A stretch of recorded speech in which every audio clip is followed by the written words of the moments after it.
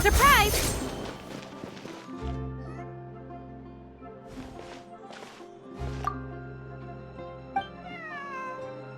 Meow.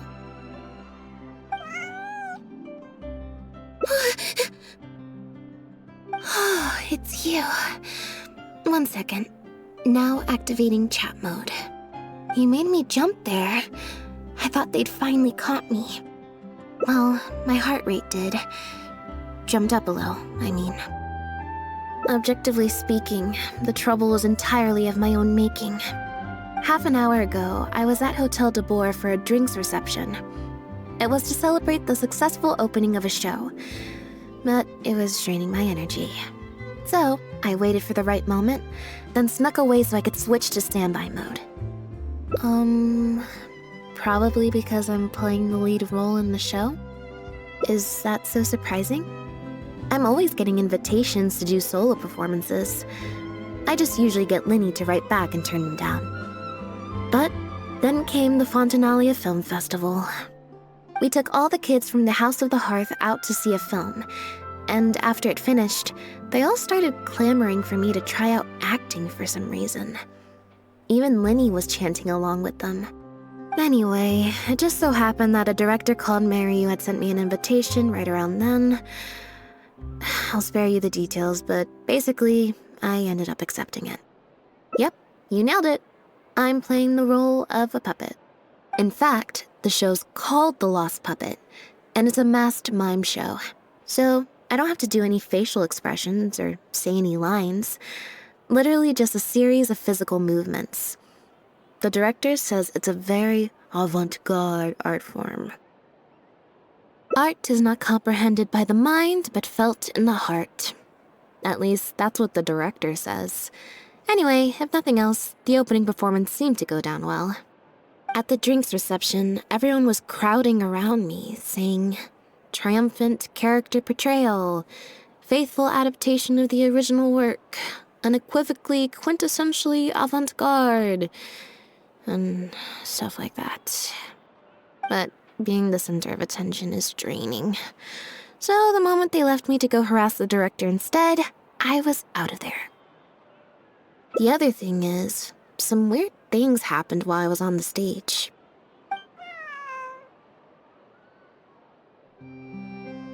Oh, sorry, Bonnie. I didn't mean to leave you out of the conversation. My bad. No, we just met. We bumped into each other right after I slipped away. Well, it'd be kind of difficult for us to communicate otherwise. Besides, I think she's taken a liking to the name. Haven't you, Bonnie?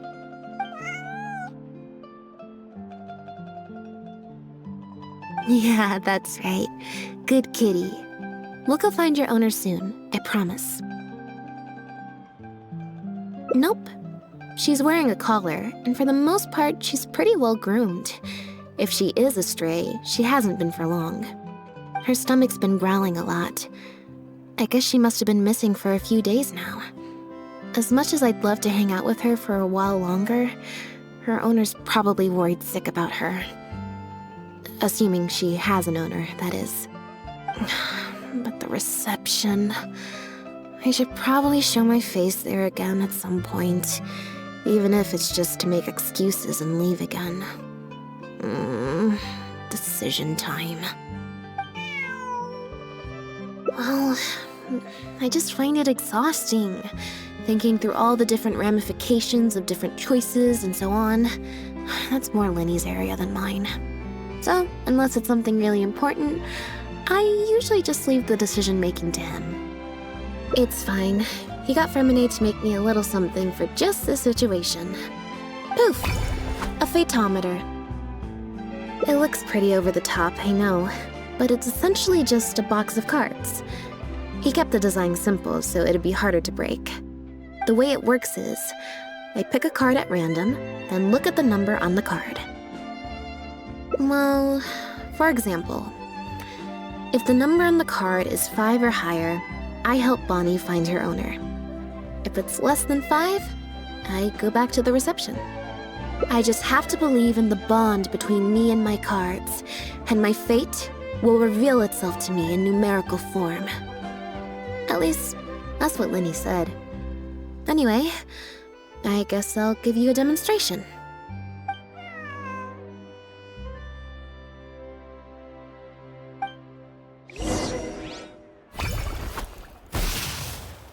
Huh, I didn't like that. Was I using it wrong? Maybe if I just...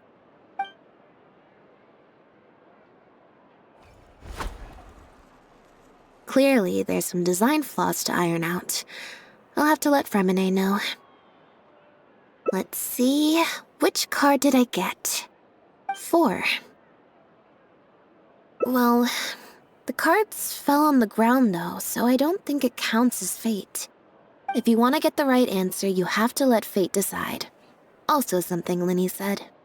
So, to put it another way, if picking a card up off the ground is how to not leave it to fate, then that means it must be the wrong answer. Or... why don't you pick a card? Since I ran into you here, that means... our fates are, like, interfering with each other. Thank you. This one is final, I promise. Here, take the fatometer. If it's 5 or above, that means fate successfully changed. Anything lower than 5 is a fail. Also, if you have your own thoughts about what I should do, feel free to share it. Now that I've got a good problem solver here to help, I don't need to run every little thing by fate. Back to the drinks reception. Nope, I said it was your decision. I'm not gonna waste any more energy dragging my feet. Besides, the drinks reception is technically part of the job as an official publicity event. So, if I bail on it, I might get sued for breach of contract, and that would be a huge pain in the butt.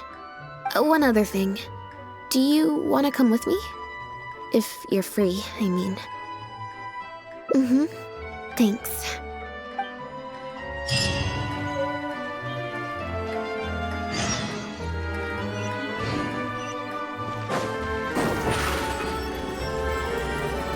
Over here!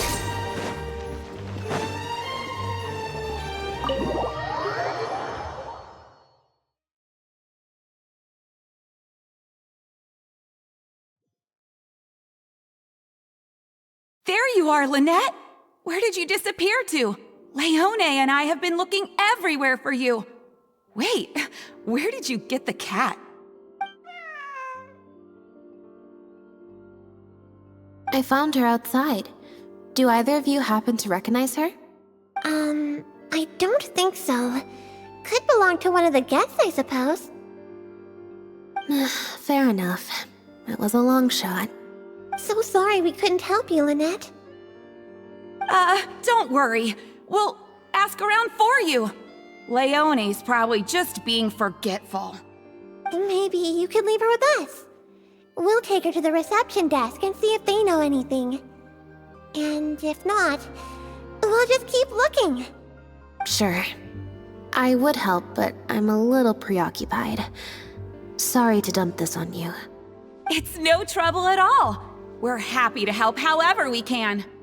Also, if it's no trouble, I mean, could we maybe get an autograph? And maybe a photo too? Leone! You can't spring that on her now. Not while she's working. At least wait until the event's finished. One last thing, Lynette. Director Mariu's looking for you. We'll take the cat to the front desk now. See you later.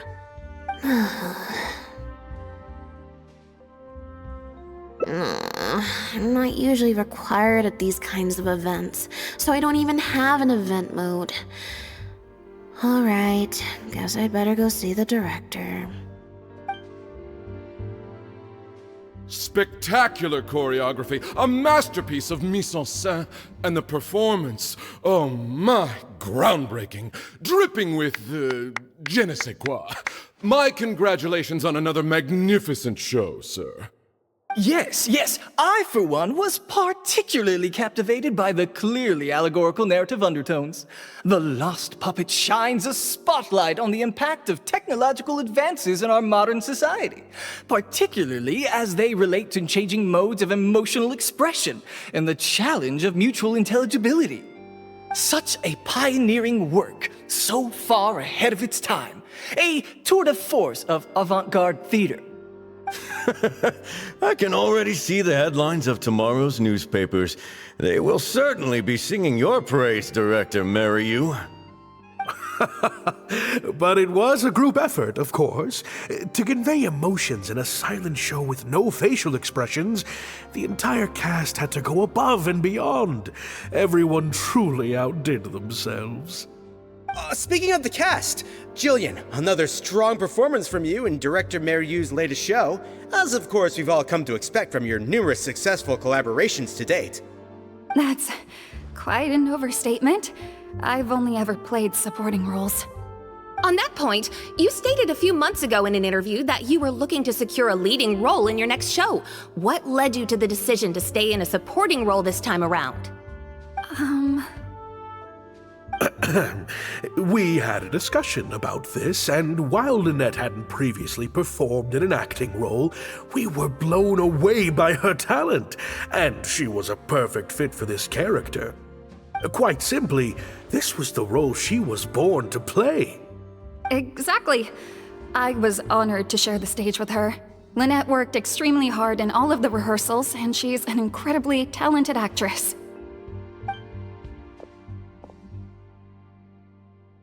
Oh, Lynette's back! Hey, Lynette, where have you been? Were you in standby mode? Some reports say you switched that state to recharge after a show.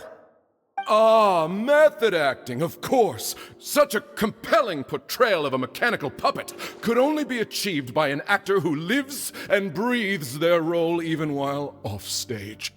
Those seemingly stilted movements were in fact an inspired portrayal of the character. The ostensibly bad acting, in reality, was the product of supreme acting skill.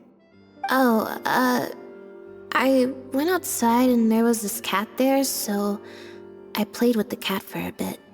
A cat?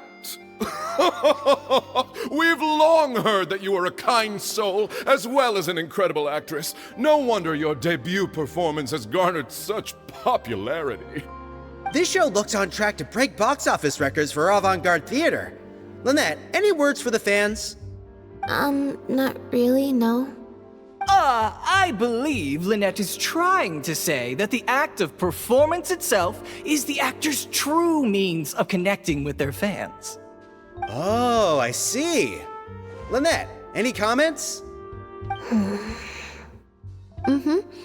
Right, exactly. But don't you want the fans to know how you're feeling right now, after the hugely successful opening of your first ever show? That's true. I'm sure the fans would love to learn a bit more about you, too. How interesting.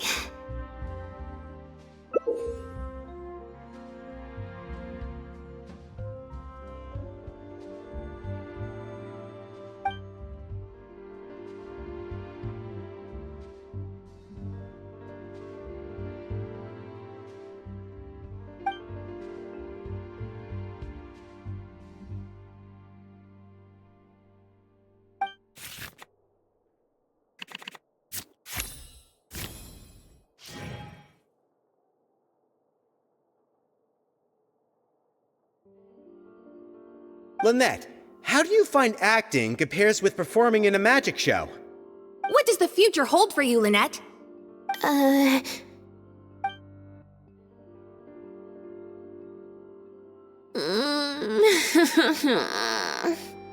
Yeah, it's just... Turns out I can't cope with this stuff even in tea party mode. It's a power-saving mode for participating in conversation at tea parties. Normally, I can get through an entire conversation just with, Oh, that's true. And how interesting. But at a tea party, I'm not normally subjected to a constant stream of questions.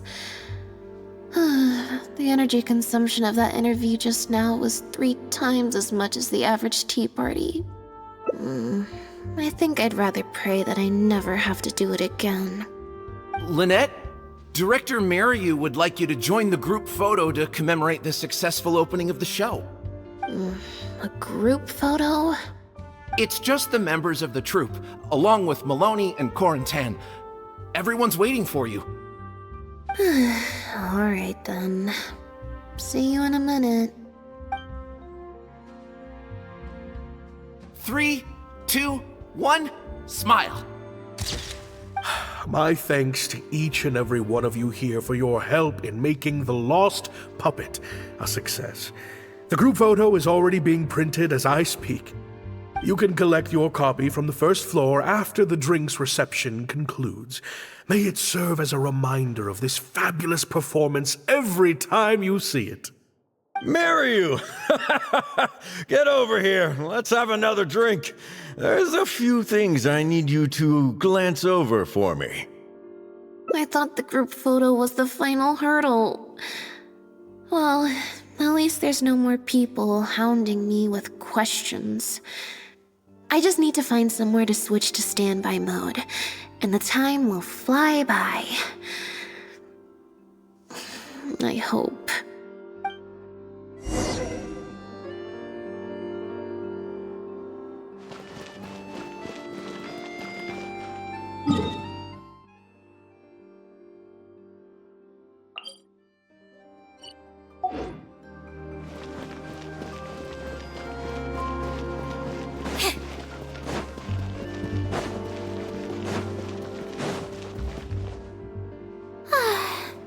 Hotel de Bour's Ile Flottante is as wonderfully sweet as ever. Traveler? Lynette? Oh, wait, hold on. What do you mean, managed to get an invite? I'm an expert in the dramatic arts. Of course I was invited. Naturally, people wanted to hear my comments on the emerging art form that is the masked mime show. Remarkable, and a very worthwhile artistic endeavor, exploring a character with no lines or facial expressions who can only communicate how they feel through their movement. Your performance was beyond anything I could have imagined, Lynette. Clearly, this was a very suitable role for you indeed.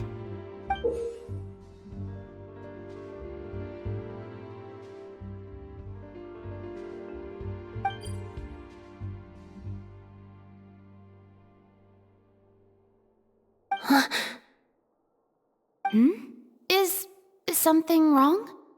No, it's nothing. Please go on. Oh, basically, I think I'd give it a positive review overall, just not as gushing as the crowd downstairs. So, you thought they were pretty over the top too? In fairness, it's normal to bring along some vocal supporters for publicity when a new show opens, but still, this was something else.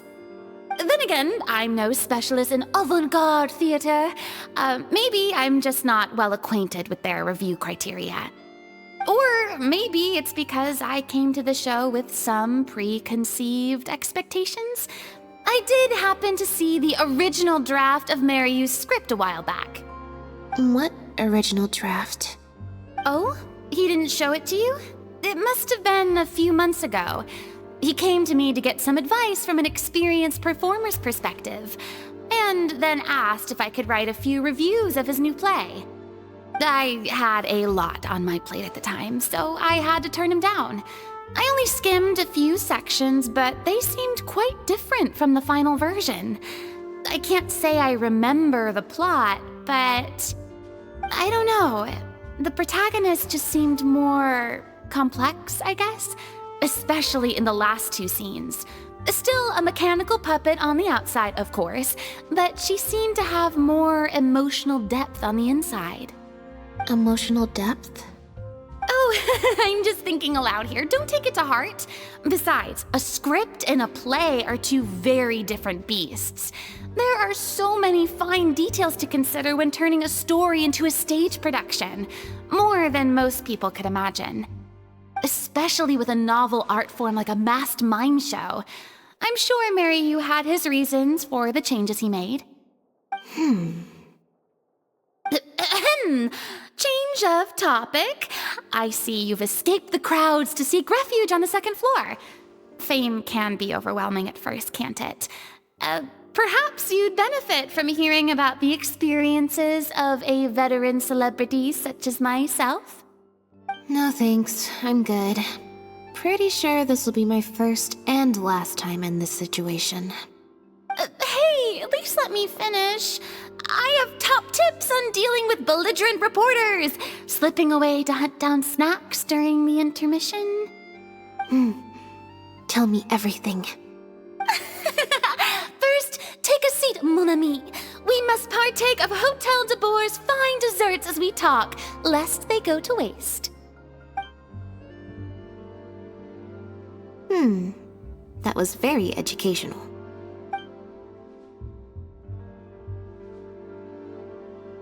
I expect most of the people downstairs have left by now.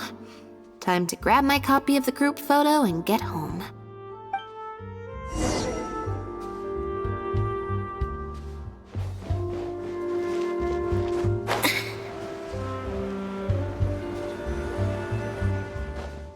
The photo must be in this envelope right here. It's finally over. Thank you for sticking around for so long. If it wasn't for you, I don't know how I would have standby moded my way through the last few hours.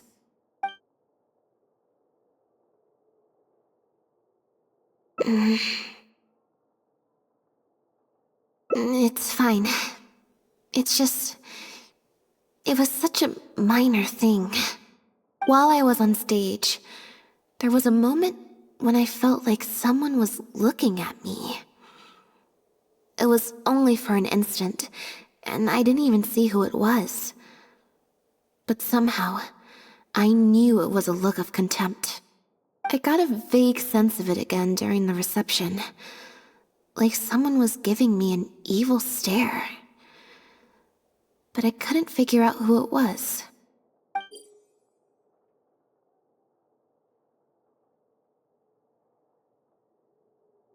Normally, I'm used to lurking in the shadows on the stage and spying on other people.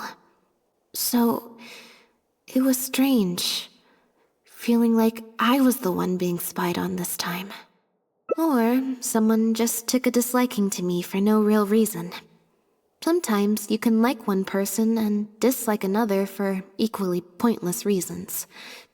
Anyway, it was just a momentary stink eye, that's all. Nothing for you to worry about. Okay, problem solved. I'm gonna take this envelope and go home now.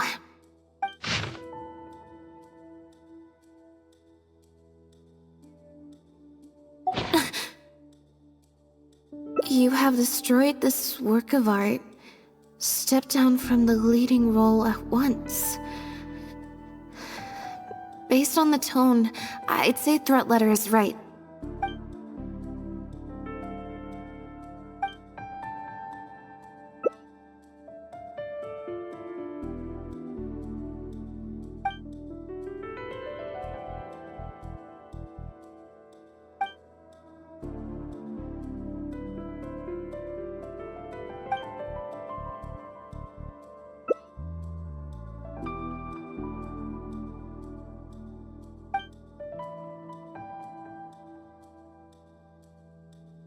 I don't think we're gonna find any more clues here.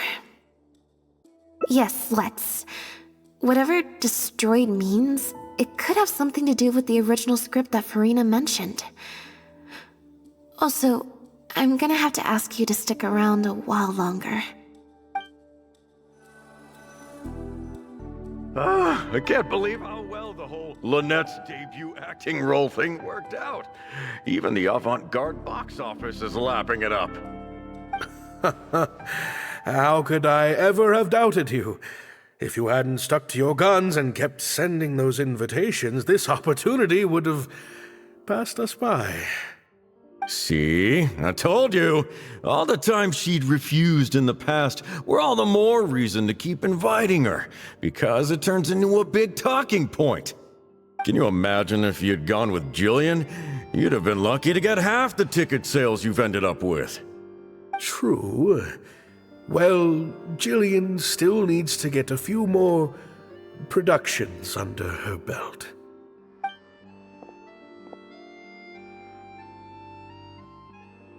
Do you have a moment, Director Mario? Oh! Ah, if it isn't the star of the show! We were just talking about you. Oh, and is that the legendary Traveler with you? I'm guessing you're here to discuss the show with the director? Oh, you're a talented and hardworking actress, Lynette. It's no wonder you're getting such rave reviews.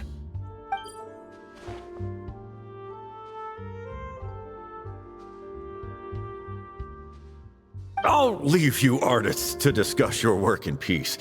Mario, make sure you give your star performer and her friend your full attention. I certainly will. Lynette carries the fortunes of our entire troupe on her shoulders. Mr. Maloney. An investor or something, I think. I've never asked him. So, what can I do for the two of you? I'm afraid I'll have to dash soon as I'm meeting some friends from the newspaper. Otherwise, I'd love to stay longer. We heard that the original script for The Lost Puppet was quite different from the final show. I'm kind of curious to know what the protagonist was like in that version. Oh, well, this is a surprise. I didn't think you'd be interested in that sort of thing. It's not uncommon for scripts to undergo major changes as they're being brought to the stage. But I'm afraid there's not much to tell you in this case. The protagonist has stayed the same from the beginning to end. A mechanical puppet with a bumbling body but a sensitive soul. A stranger in time who doesn't belong. There's no doubt about it. You are the protagonist, and the protagonist is you. The success of one is the success of the other, and that's what made this show an artistic triumph. Sorry, you've lost me. Can you put it in plain words? All right then. Delving deep in the search of core truths is the job of an artist, after all. You shouldn't give your attention to early drafts of the script, Lynette. All it would do is sow confusion where you already have clarity. The current script is the final version because it is the best version, and your performance best brings that script to life. Why, if it weren't for you, I doubt any audience would give our show the time of day. What letter? Oh my goodness!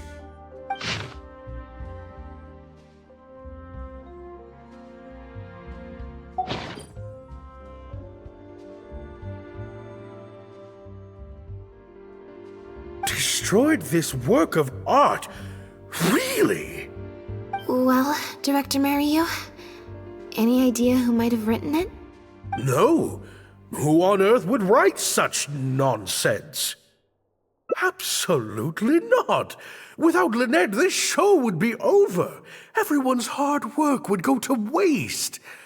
No, there's no way that this is someone from the troupe. Yeah, maybe Jillian could fill in for me for a while. What? No way, out of the question. The protagonist has to be played by Lynette. Jillian can't... She's just not what the audience is looking for.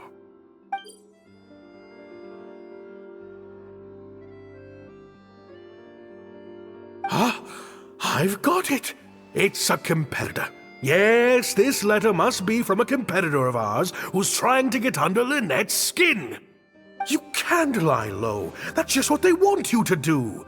The moment you step back from performing, they'll put their rumor mill into overdrive and drag us through the mud. They're just waiting for their chance to kick us while we're down. A competitor? Really? Definitely. Those lowlifes. Slander and libel are all their specialties. They drown out the truth with a flood of misinformation, and they stop at nothing once they get riled up. Oh, there's so many of them out there. Fame always seems to attract haters, no matter what you do to try and keep everyone happy. But don't worry, I will get to the bottom of this. Stay strong, Lynette, and keep up the good work on stage. I have to go and meet my friends from the newspapers now, but rest assured, I'll be discussing countermeasures with them. So, a competitor, huh? I kinda doubt it. We've dealt with those types before. Usually their goal is to steal our venue for their own show, or to cover up a scandal by planting a story to divert public attention. But at the moment, I don't think anyone's got a reason to do any of that stuff. Let alone pull a stunt like this. A threat letter is quite extreme. Besides, when I felt that evil stare, I'm pretty sure it was coming from somewhere backstage. So that rules out a lot of people. I'm actually more concerned about Mariyu. When I mentioned Jillian, his reaction was pretty unusual. Especially since Maloney mentioned that the initial plan was to cast Jillian as the lead. Sounds like there was an original protagonist as well as an original script. I should probably go talk to her. Yep, she told me she lives in the Flow of Sandra.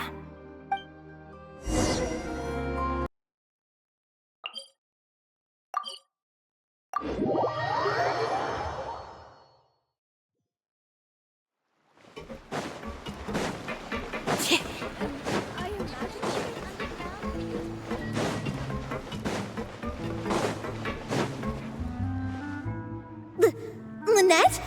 What are you doing? You're not welcome here. I've been to the Flow of Sandra plenty of times before.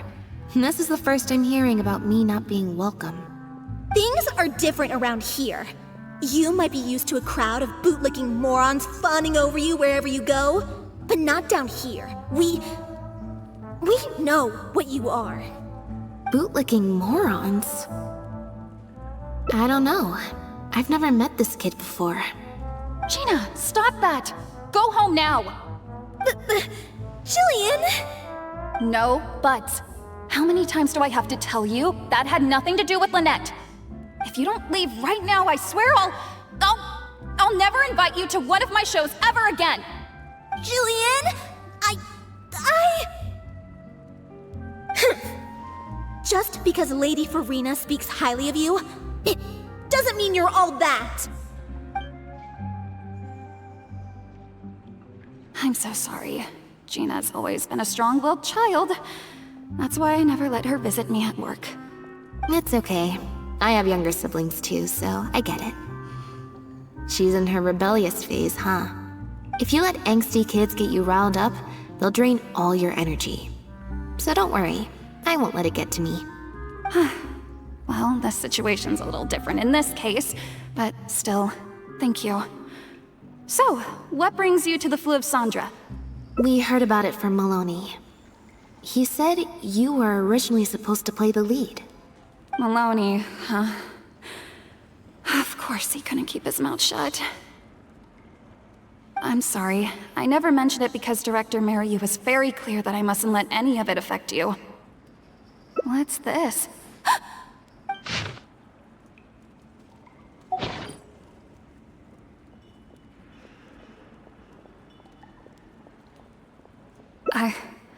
I don't know, who would do something like this? Don't be scared, Jillian. Just tell us what you know. Okay, I'll try. It's true. I was originally cast as the lead in The Lost Puppet. I've worked with Director Mariyu many times before, but only in minor roles.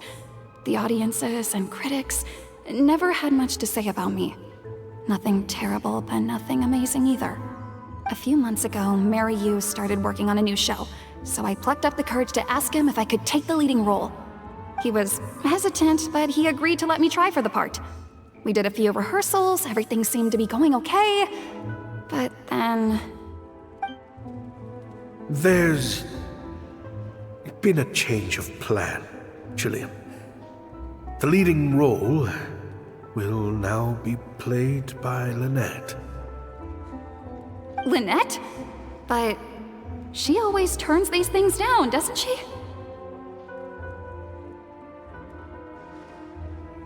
And that's why we cannot afford to waste this opportunity. Jillian, I understand how you must be feeling. But Maloney and myself have to do what's best for the production as a whole. Next time, the lead will be yours.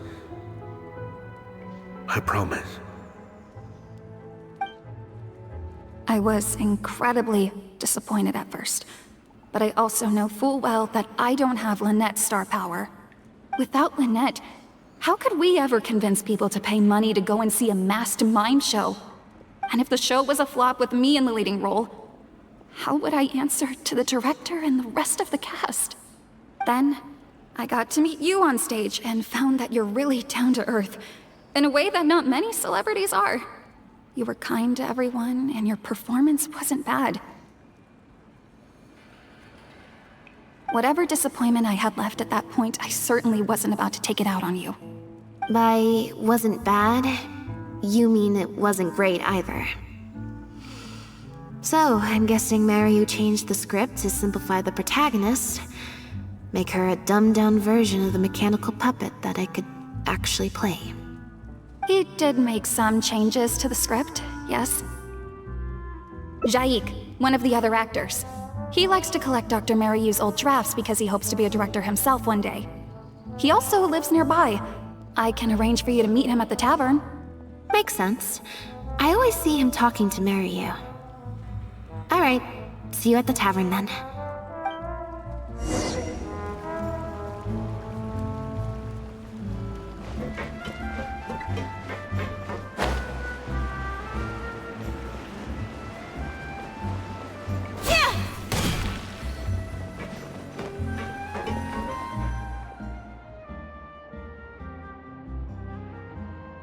Sorry to keep you waiting. Jillian brought me up to speed on the situation. I'm here to help however I can. Here, this is the script you're after. That's always the way with pen and paper drafts. Even the final script is full of last-minute changes by the director. There should be a cleaner copy of the original script in here somewhere. Sorry, it's all a bit mixed up. I just grabbed the whole stack of paper since I was in a rush. No problem. Now activating search mode. I'll go through one page at a time.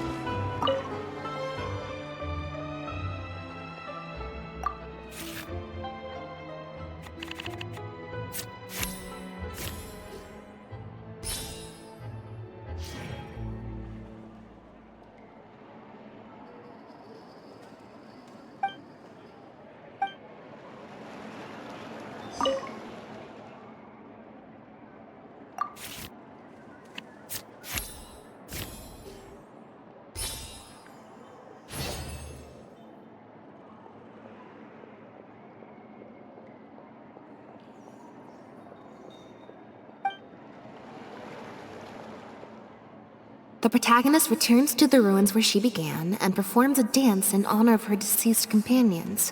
She dances until her joints have rusted stiff and mechanical parts are falling from her body. Yep, that's not something a novice could hope to pull off after just a few months of rehearsals.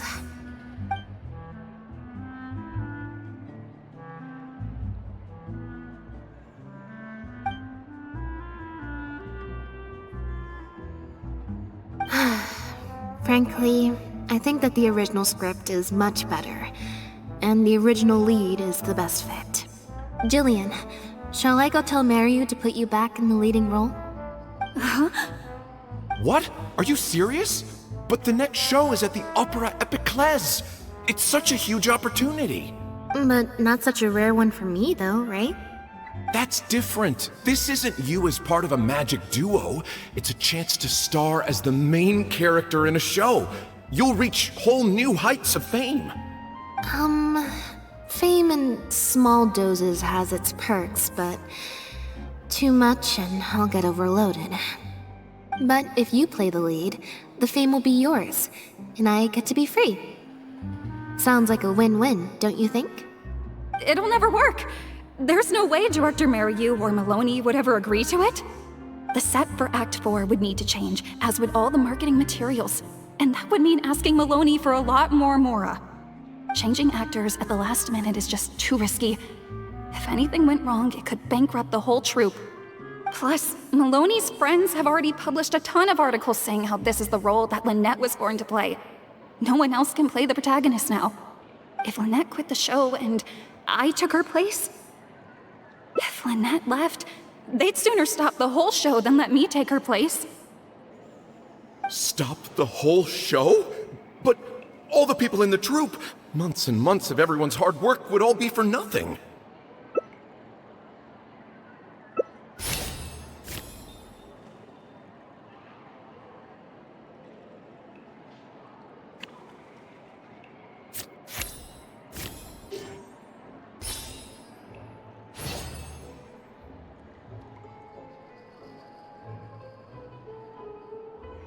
You do?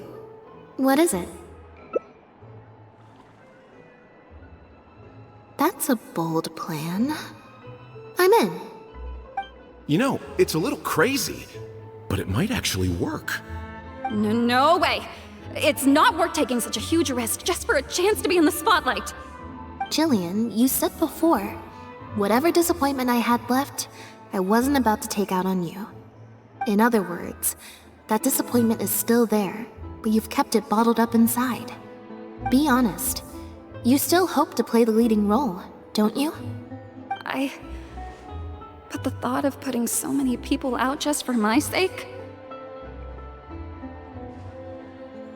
You think they'd be put out? That's not how I see it.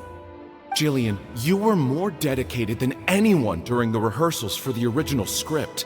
We all saw how hard you worked for this role.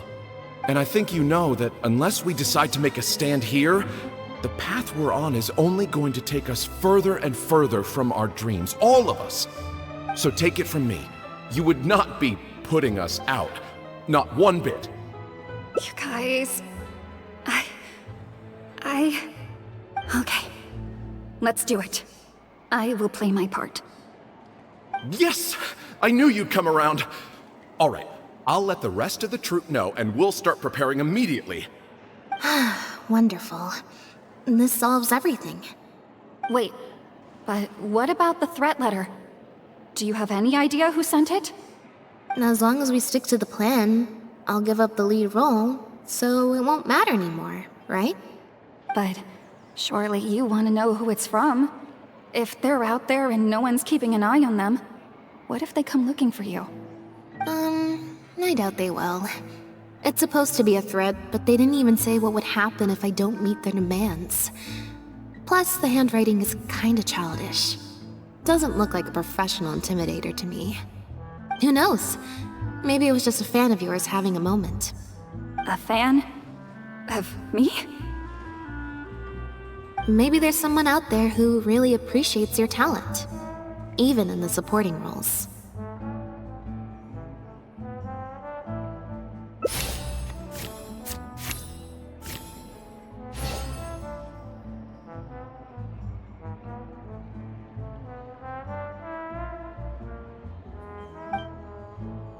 It's getting late.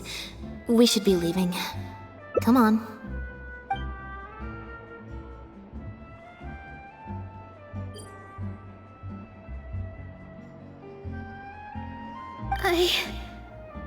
I'm such an idiot. Sorry for manhandling you. You looked like you were seconds away from figuring out who sent the letter, so I had to act fast. Nothing gets past you. Just because Lady Farina speaks highly of you, it doesn't mean you're all that. I'm so sorry. Gina's always been a strong-willed child. That's why I never let her visit me at work.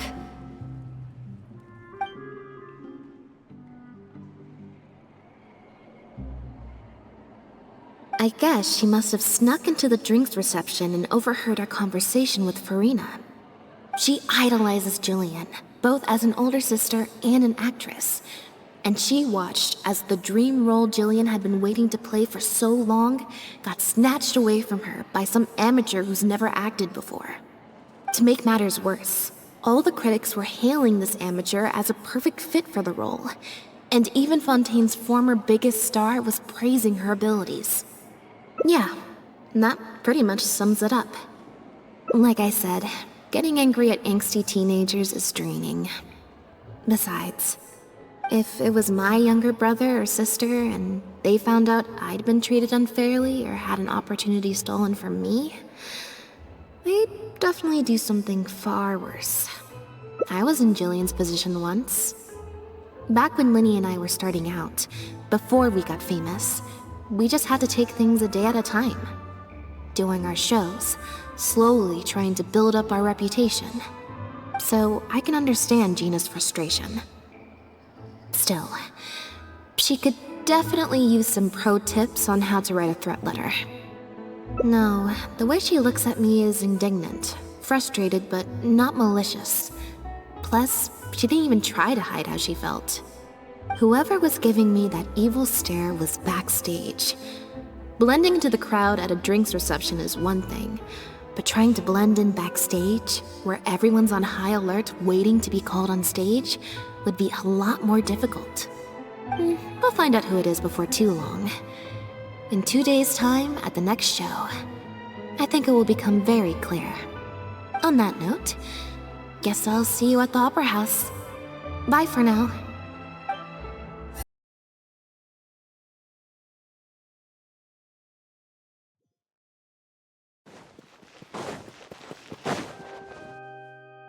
Oh, you're here! Lynette and Jillian are busy getting ready, so please come with me.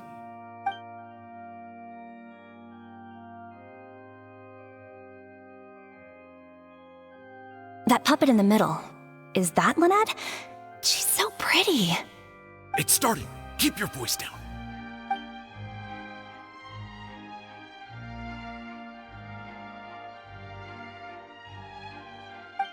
Wow, I thought it would be hard to follow, but in the end it was actually very clear. Even though her face was expressionless and she didn't speak the whole time, I felt like I could really understand how the protagonist was feeling.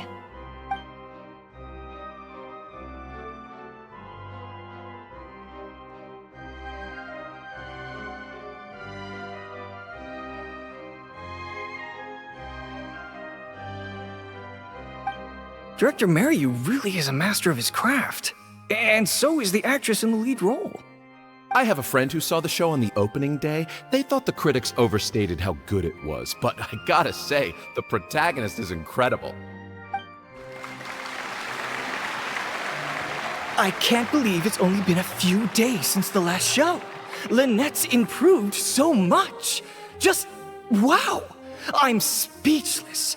Words simply cannot do justice to the sheer excellence we witnessed from Lynette on stage today. Your penchant for the hyperbolic strikes again, Almery. Clearly you weren't at a loss for words when you were writing your article. I saw you hand it to the journalist. Trying to get your critique into the papers the moment the show is over, are you? Well, you know how it is. The early critics get all the readers. Wouldn't you agree, Mariu?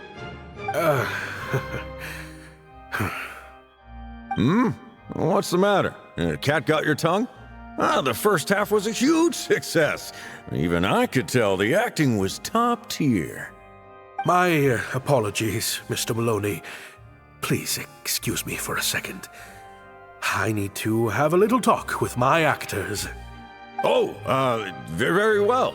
Hey, while you're at it, this might be a good time to talk future collaborations with Lynette.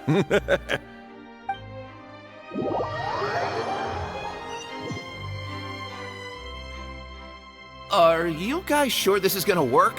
What if Director Mariyu pushes back? We're already halfway there. We can't back out now. All we need to do is stick to the plan. What is this plan that you're so intent on hiding from me, Director Mariyu, I thought you were talking to Maloney and the critics. Korantan and Armory have both finished their articles. I went to greet them as a mere formality, but you seem to have availed yourselves of my absence during the first half to defy me. What have you done? Was that really Lynette playing the lead role? Ta-da!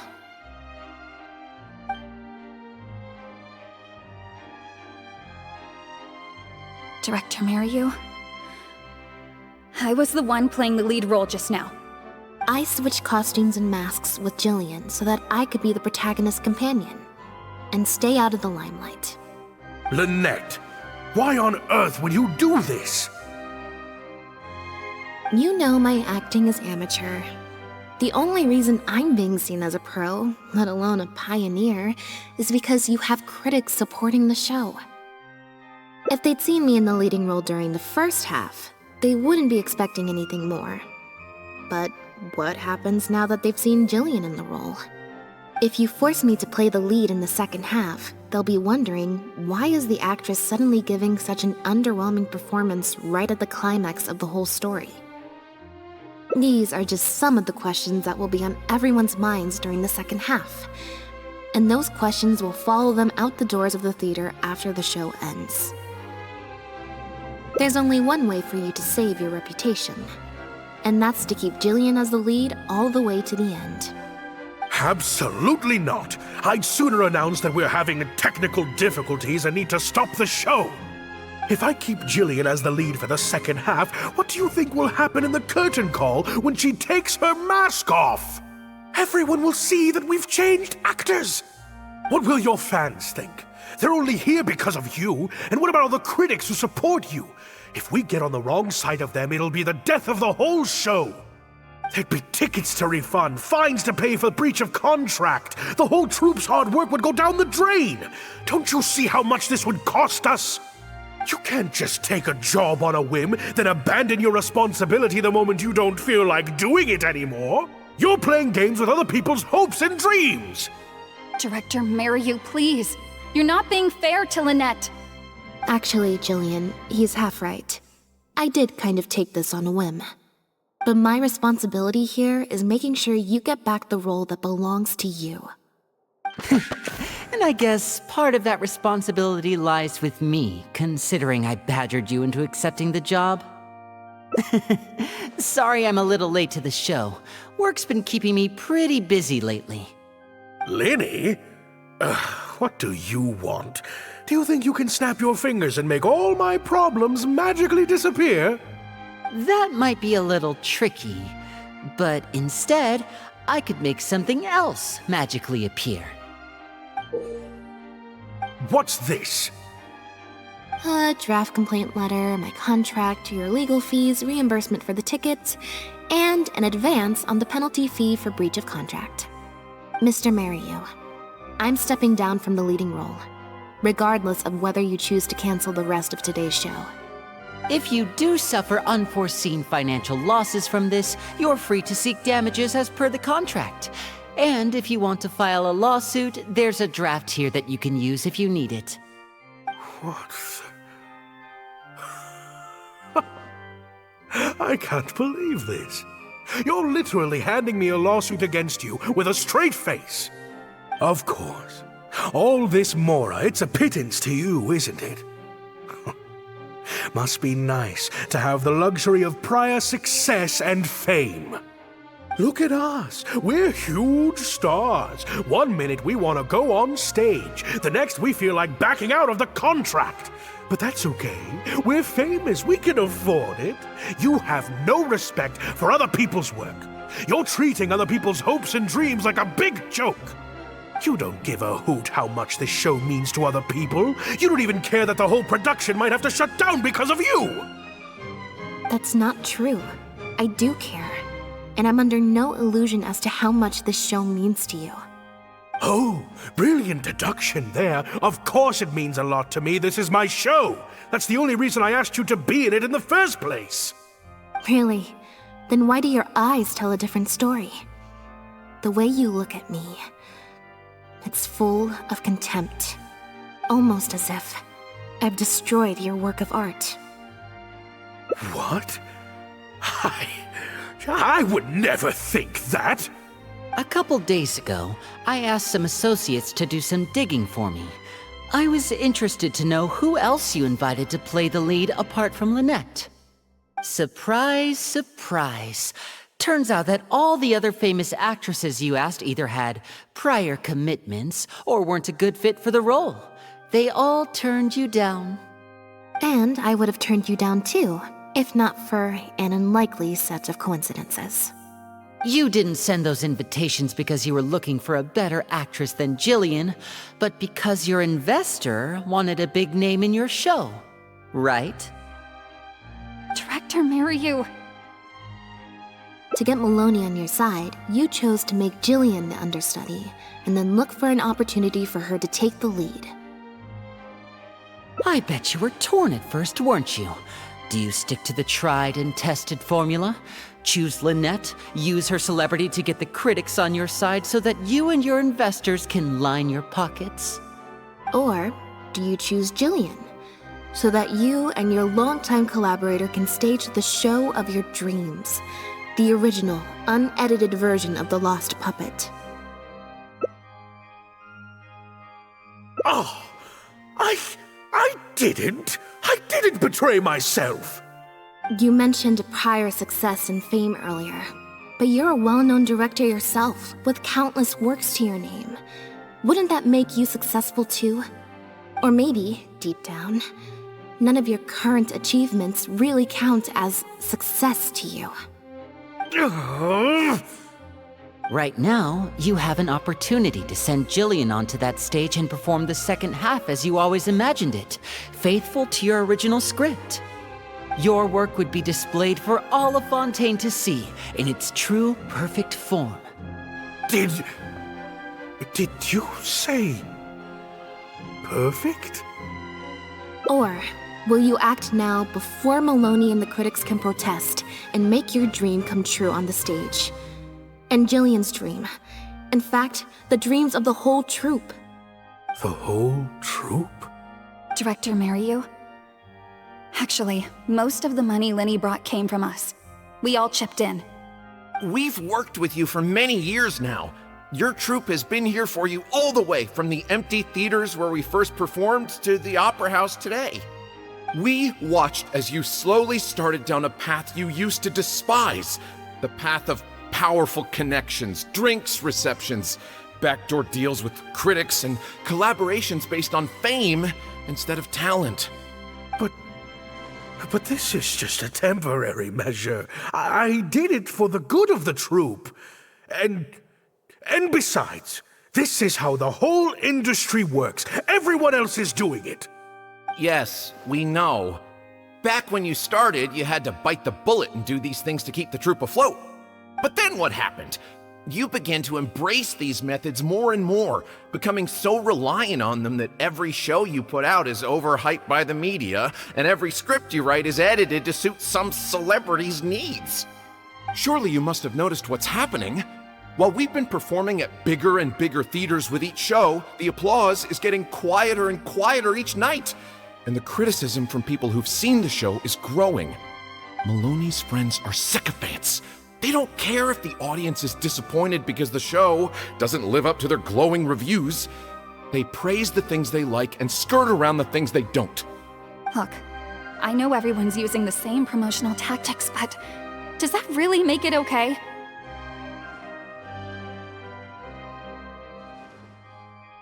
Well, it's just a stopgap solution. As soon as I've made enough more, I'll stop. Things will be different next time. I promise. Next time, huh? Yeah. Next time, you won't use your connections. Next time, you won't pay off the critics. Next time, you'll let Julian play the lead. Unfortunately, it doesn't work like that. If you make some money once, you'll want to do it again, then again. Slowly but surely, you turn your back on your dreams. I won't turn my back on my dreams any longer, Director Mariyu. Never again. Me neither.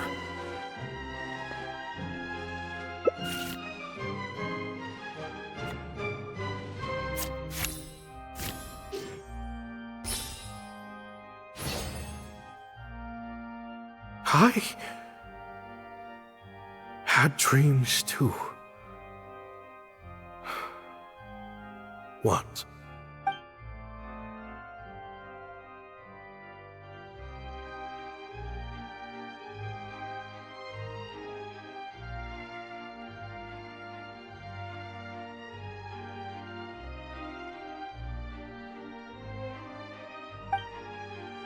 Huh. The plot here seems a little different from what the reviews said. The protagonist wanted to return to the stage, so the puppets replaced all her parts with the latest ones available, built her a grand opera house, and summoned a huge audience. And in the end, she forgot herself amidst the applause and cheers of her fellow puppets. Hey, no spoilers! Huh? Wait, hang on, that's not even what's happening. The set has changed back to the one from the first act. Oh, Archons, please let this work out. No need to be so nervous, Director Mariyu. We only told you Lynette would be quitting the show to get you to make a decision. We wanted you to believe that this show would have to end after today, no matter what you decided. But in truth, I believe that if we choose our words carefully, there's no reason we can't get Maloney to come around and keep the show going. You really thought this plan through. But I'm not upset about what you've done. What's worrying me now isn't how Maloney will react or whether the show will get cancelled. It's the audience. I've always thought the original script is better, but will it move them like I've always hoped? When Jillian does her curtain call, will they applaud her? What if people only came to see the show for Lynette? And because of the reviews, what if they don't really care about the show at all? It feels like I've been hiding inside my safe little castle for too long. And now I'm scared to go outside the walls and hear what people really think. We're right here with you. We'll watch it to the end.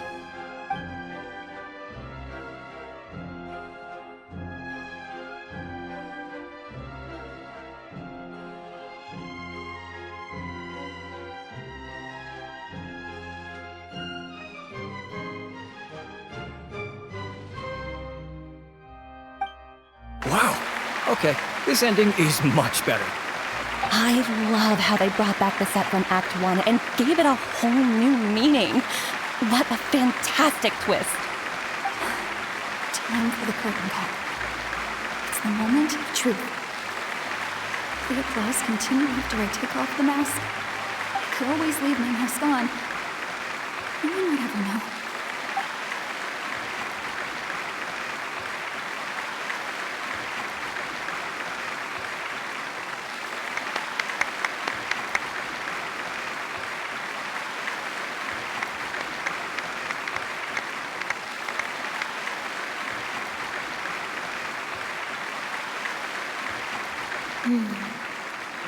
This is what fame looks like, when it's truly deserved.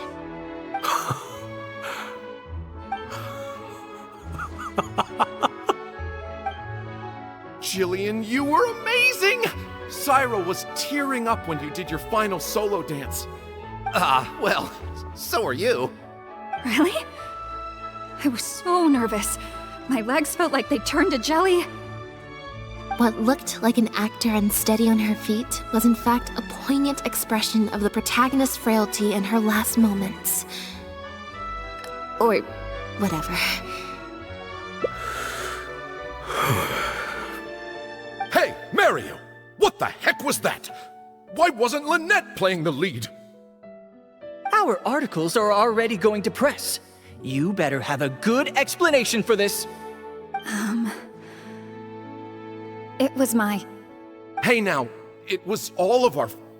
Hold on. The decision was mine, and mine alone. They had nothing to do with it. If you have any concerns, gentlemen, then please direct them to me. Marry you? So it was you? Well then, I trust you'll have no objection to me pulling the plug on this production. Director Mariu, Mr. Maloney, what on earth is going on? Why was Lynette not in the lead role? It took a lot of convincing from me for her to accept the role, and I had to turn down some big work opportunities to come and watch her performance today. You have some explaining to do. Lenny, it was all his idea. Marry you. Explain yourself. Wait, Blinny, as a matter of fact, this was a piece of performance art. In this play, the masks and costumes serve to obscure the differences between characters, and by extension, the difference between human and machine. We took that idea to the next level with an actor swap, blurring the lines between one performer and the next. So it's in service of the ambitious artistic goals of the production. What? It's similar to deceiving the audience in a magic show. We employed this technique as a means of breaking the fourth wall.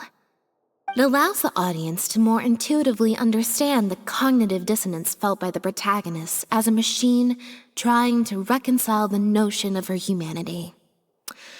The audience's experience mirrors the protagonist's own confusion and becomes part of the artistic performance itself. Hold up. What is this nonsense? Oh, I see. Well, bravo, Director Mariu. You even had me fooled.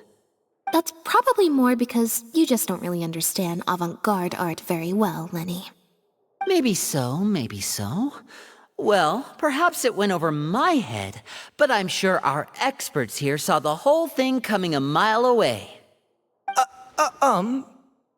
You must have worked it out by the end of the first half, surely. Mr. Amory, I just heard that you managed to write your review after just the first 2 acts. Yes, you're right. Director Mariu and I are old friends. You should have said something. Then I could have played along even better. Yes, well, to deceive the audience, you must first deceive your closest companions. I have to give credit to Lynette and her experience in performing magic. That's what inspired me to take my art to the next level. You mean your show was partly inspired by Lynette's background in magic? Well, in that case, I'll have to plug it to everyone I know. Unfortunately, I think Mr. Maloney is going to cancel the show. Cancel the show? Mr. Maloney, is this true? While I accept that deceiving the audience in the manner you did certainly has artistic merit, this is not a magic show, and we don't want our audience demanding their money back. A very valid criticism, and one that I humbly accept. If that happens, we're prepared to reimburse and apologize to any audience members who weren't satisfied with the experience. Plus, it looks like Jillian is better than me at delivering the excellence people want to see. I'm sure audiences will be very happy with the show if she's allowed to stay in the leading role. Maloney, I believe there should still be time to tweak my article. From the look on Lynette's face, I think she's being sincere. Oh, one other thing. We managed to get a meeting with Lady Farina earlier.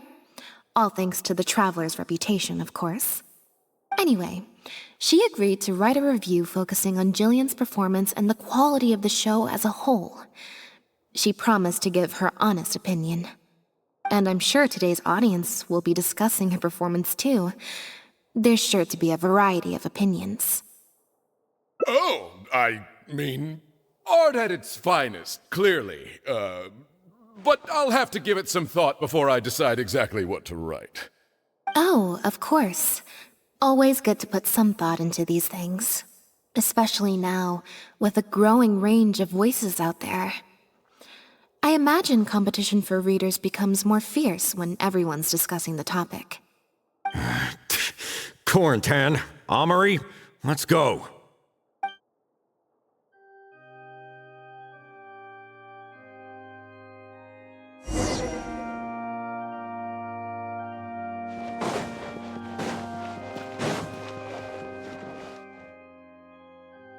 Thank you both so much. Without the two of you, who knows how much further down that cynical path I would have gone. I always told myself that once I'd made enough Mora, I'd get back to doing what I loved. But somewhere along the way, I started to lose sight of what that was. Just like those critics with their dishonest reviews, I became all about the trappings of success, at the expense of the art itself. You're right. Yes, I'm a very lucky man. Anyway, enough about my problems. What are we going to do about the threat letter that Lynette received?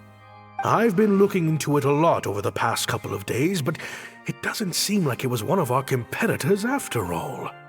Ah, yes, about that. Lynette, do you have a moment? Wait, you're Jillian's sister, right? I'm sorry. Gina insisted on coming to see Lynette. I couldn't stop her. Lynette, I'm sorry!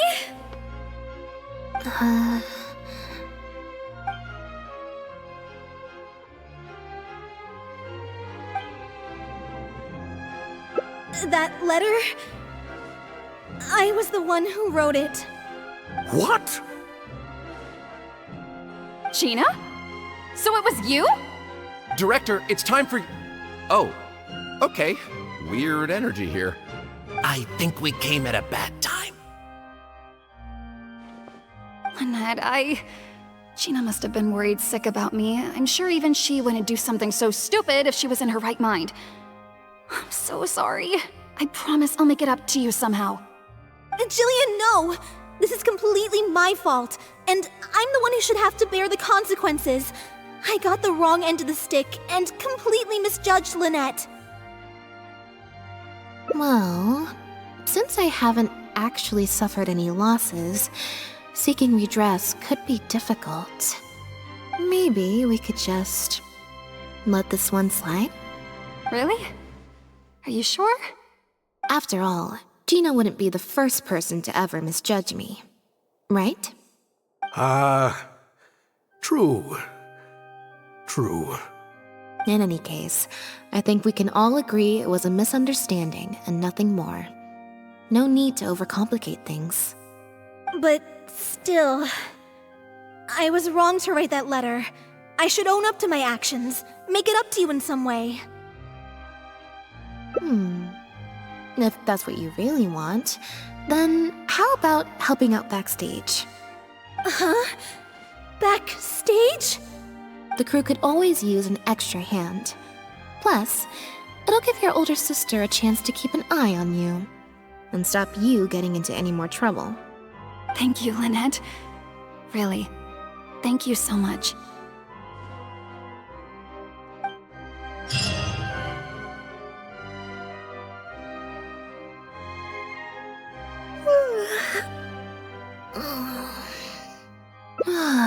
Is it? I'm so much more at home here in the audience. I get to sit on a comfy seat, and I don't have to activate my energy-consuming modes all the time. Mary said she's a very promising young actress, and she has natural chemistry with her older sister. In their capable hands, the show doesn't need me to attract an audience anymore. Phew. Freedom at last. Fame is it's more trouble than it's worth. I'd rather leave that side of things to my brother and the others. I'm happiest when I get to sit in a quiet place, watch them do their thing, and cheer them on. Yep, exactly like I'm doing now.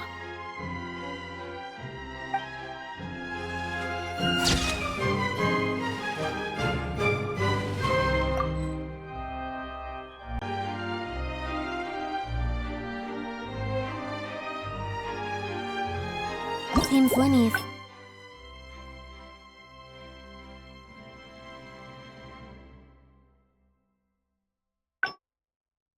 Saying some strange things again. It's really worrying.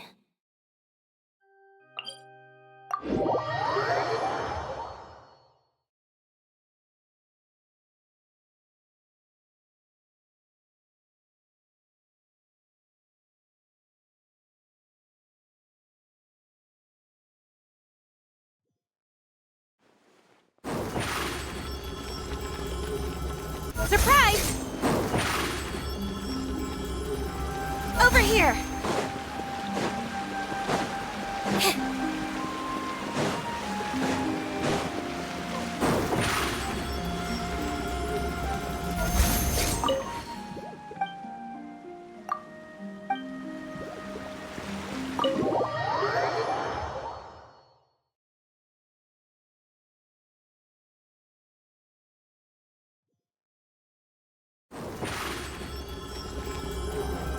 Surprise!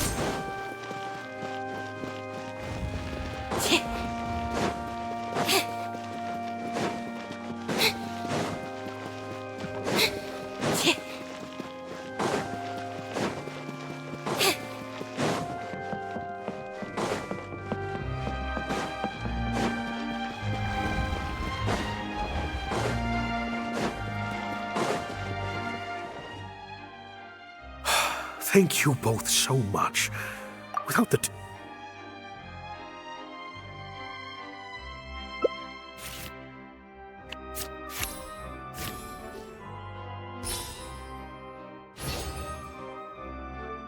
Yeah, me neither. Wait. But... Oh, do you mean when we ran into you at the Flow of Sandra? And you said some mean things to me? As I recall, you were only trying to look out for your sister. It was just a few words spoken in anger. Don't worry. Whatever it was you said, I've already forgotten. Oh. I see. Well, it sounds like Gina knows what she did was wrong. Owning up to your mistakes and committing to do better in the future is what counts. I understand that feeling of wanting to stand up for your family when they're being mistreated. Really, I do. But next time, maybe consider a different tactic? Something you can pull off more effectively, and without arousing suspicion. Got it. Thank you, Lynette. Why do I feel like I'm missing something here? Hey, here you are. I was wondering where you'd all run off to. Great! Everyone's in one place. That makes this so much easier. What do you think? It's group photo time! We have to commemorate the debut of the Lost Puppet Director's Edition. Okay, everyone, we all have pretty awkward smiles on our faces in the photo from Hotel de Boer, so this time, no forced smiles allowed. Oh, am I really not allowed to force a smile? I'll try, I suppose. I think I can manage. Lynette, Traveler, come on! You two should be right in the middle. 3, 2, 1, smile!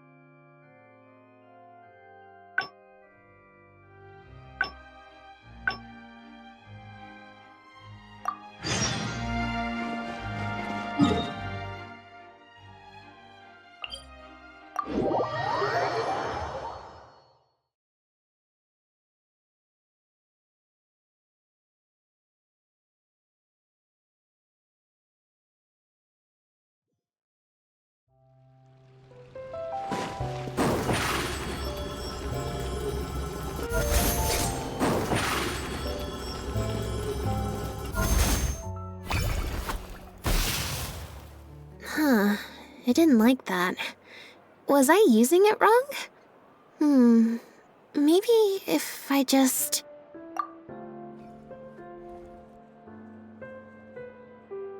So, we're looking for Bonnie's owner?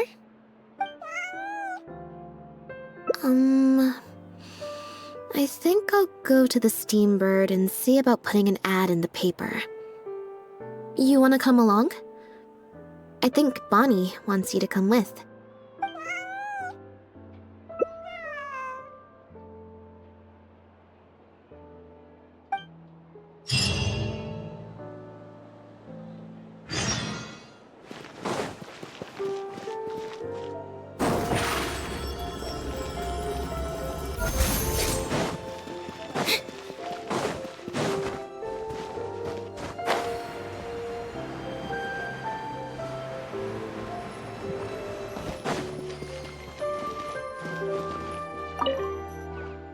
Every stupendous day starts with a Steambird. Oh, hi Lynette. Hi Traveler. What can I help you with? I don't think so. Have you picked up a stray? Yep.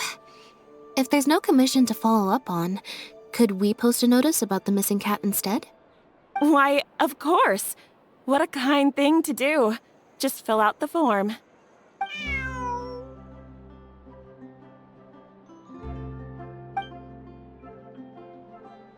Well, we've registered you as missing.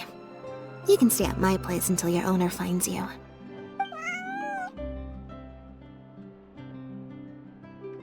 Also, I just wanted to say thanks for keeping us company for so long. Well, I should probably head back to the drinks reception. Hopefully most of the people have left by now. If you've got some time, you should stop by my place tomorrow to see Bonnie. There's a nice cup of tea in it for you. Alright, see you then.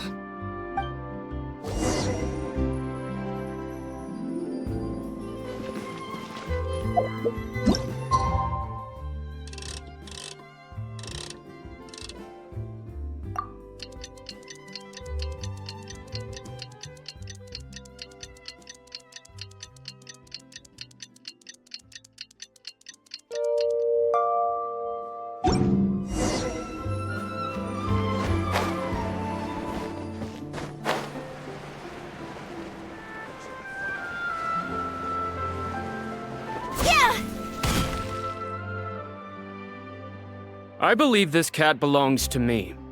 I already told you, this isn't your cat. Just take a breather, you two. Oh, you're here. As you can probably see, you'll have to take a rain check on that tea I promised you. At least for now. This is my friend's cat.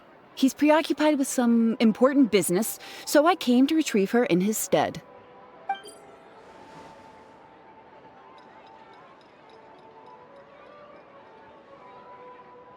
No, it's far more likely this cat escaped from the Humane Society. Bonnie? That's the name I've given her in the meantime.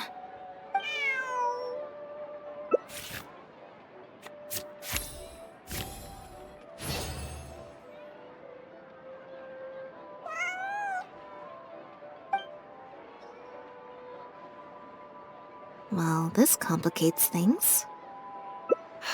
I told you before. This is my friend's cat. It's normal for her not to trust me.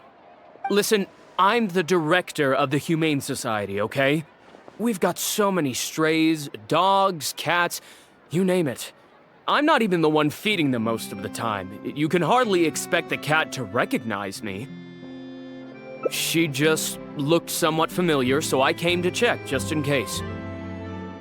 If she turns out to be one of ours, I'll take her back. Simple as that. Even if that's not the case, the Humane Society could still take her in, if no one else comes to claim her, that is. We're an organization that specializes in rescuing and sheltering stray animals. We've been in business for several decades now. I'm Bernard, the current director. The Humane Society. Huh. The name sounds familiar. I remember hearing good things. Near the one in the Quartier Lyonnais? Yes, that's the one. Anyway, if it's not too much trouble, could I possibly take a closer look at the cat? If it turns out I really am mistaken, I suppose that means the cat belongs to this lady here. She would be the only remaining option after all.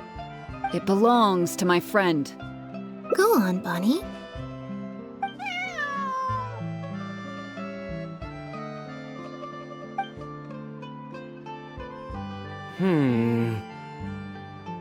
Oh, nope. Looks like I was mistaken. They do look similar, but there's an ever so slight difference in this one's fur color.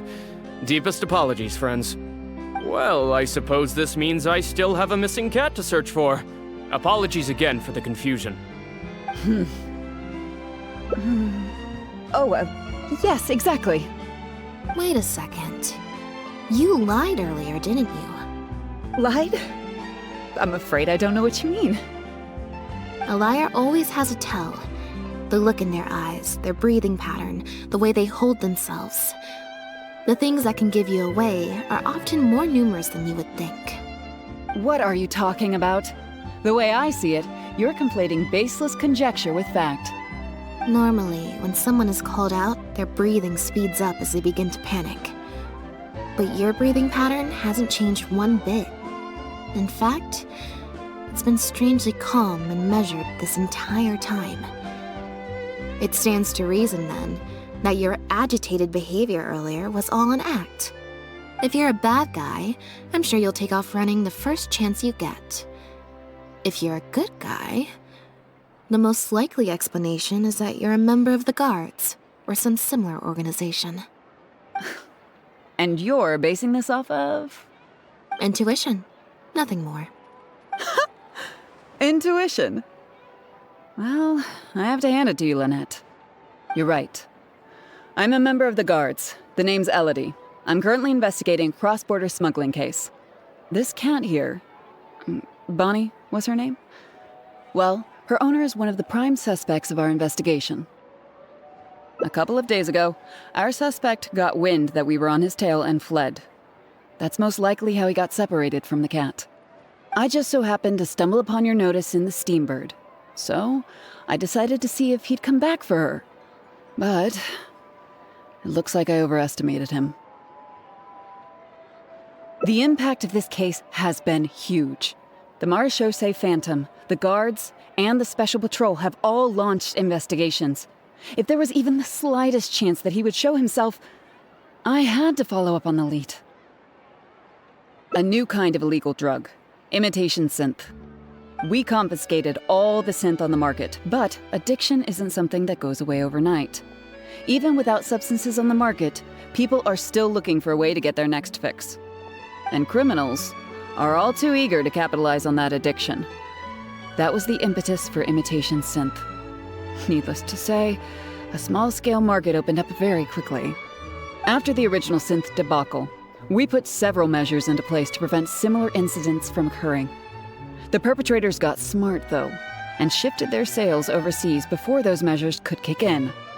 That's when the imitation synth smuggling began. We only recently got word of the presence of imitation synth overseas. We managed to track down evidence of some early transactions. What we were able to find out, however, hasn't proven that useful given the amount of time that has passed. The Marechaussee Phantom launched an investigation to track down every person in Fontaine capable of producing a drug like that. That's how we learned about Bonnie's owner. He's a researcher at the Fontaine Research Institute. His name is Pierre. Pierre Lafayette, to be exact. Lafayette.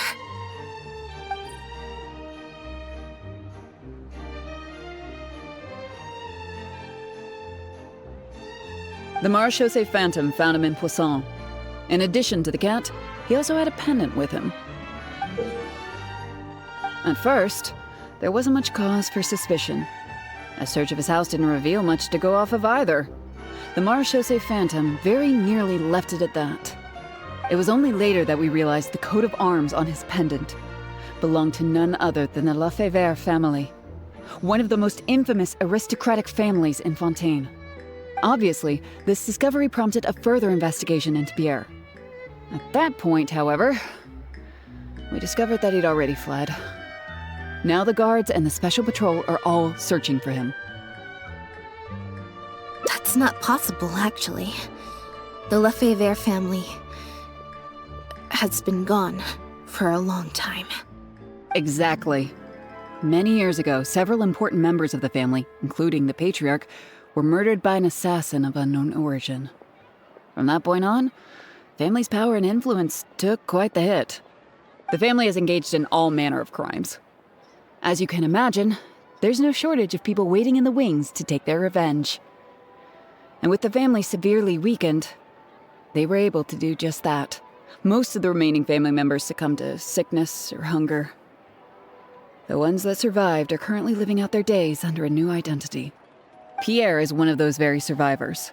He's been hiding away in the Fontaine Research Institute all these years. His true identity unbeknownst to all. Until now, that is. Well, my fellow guards have told me all about how smart and courageous you both are. And I know you possess a strong sense of justice. There could be a chance that Pierre, or one of his accomplices, might attempt to get close to Bonnie. Now that you've been briefed on the situation, I was hoping you'd help us keep a lookout.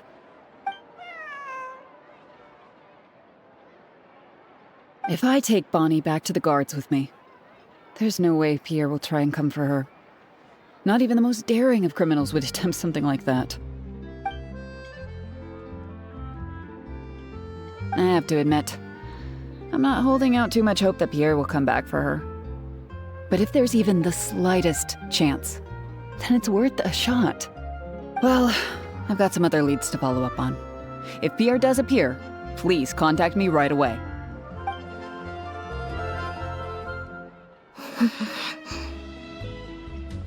It's nothing. I'm fine. It's just the head of the Lefebvre family. He was the eminent person who kidnapped me all those years ago. It was at a dinner party. Someone tricked me into boarding the Lefebvre family carriage. Whoever it was, they took me back to their home. But before anything worse could happen, Father intervened. Yep. Father was the one who orchestrated the fall of the Lefebvre family. That's what led Lenny and I to join the House of the Hearth. After all these years. I never thought I'd hear the Lefebvre name again.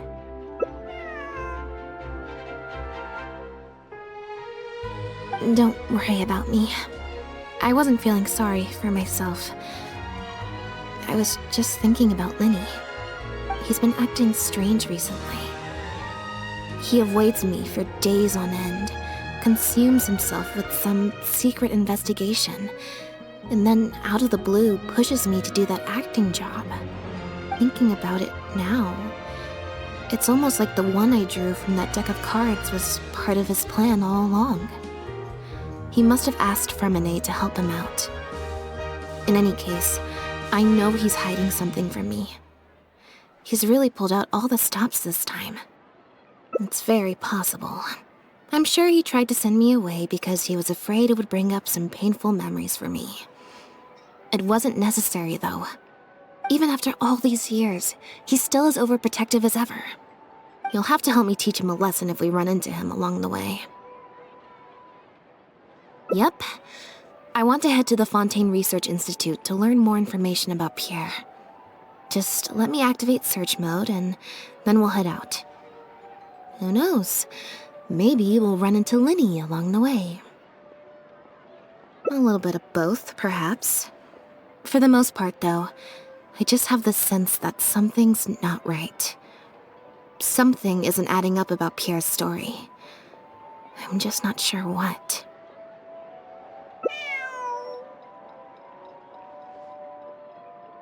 Okay, I'll write a letter explaining everything to the crew. Once that's done, we can head out.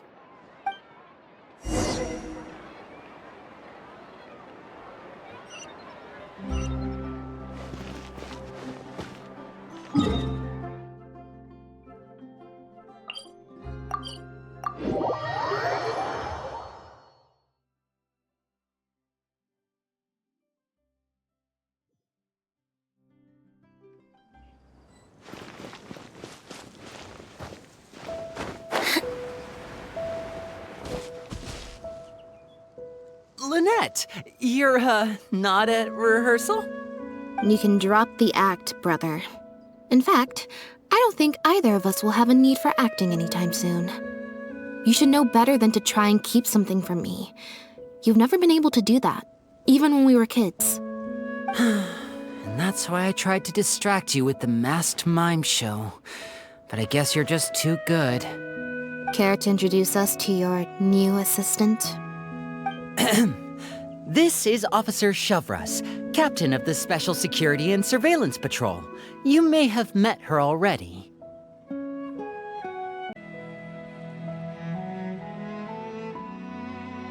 Nice to see you.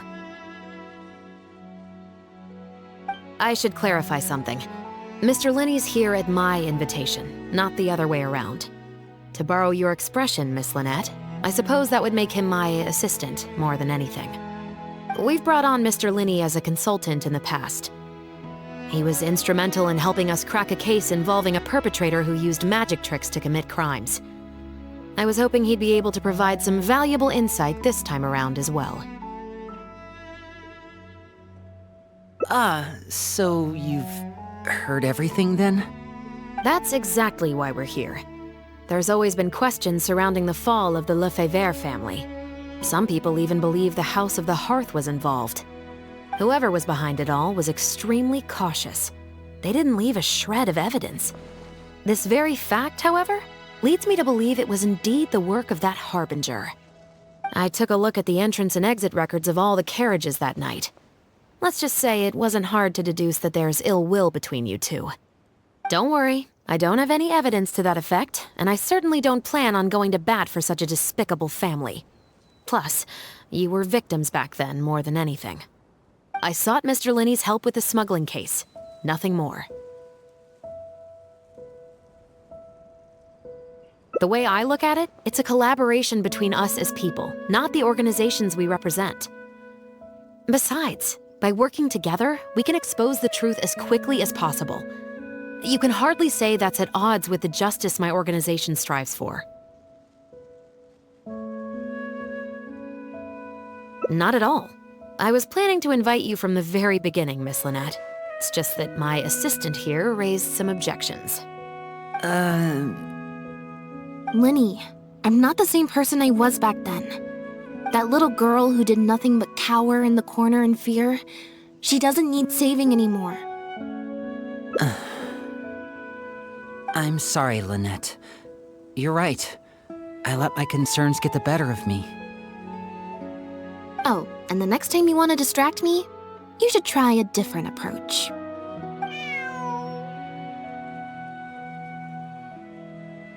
Who's this? You pick up a stray while I was gone? It's a bit complicated. I'll explain later.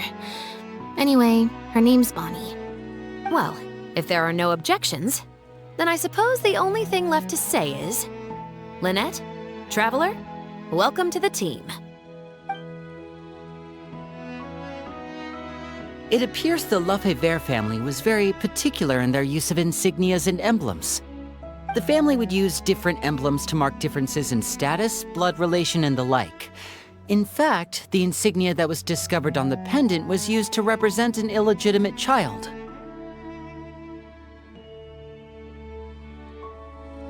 It's highly likely. That very status might have been what allowed him to emerge from the fall of his family relatively unscathed. It would also explain why he was able to assume a new identity as a researcher with relative ease.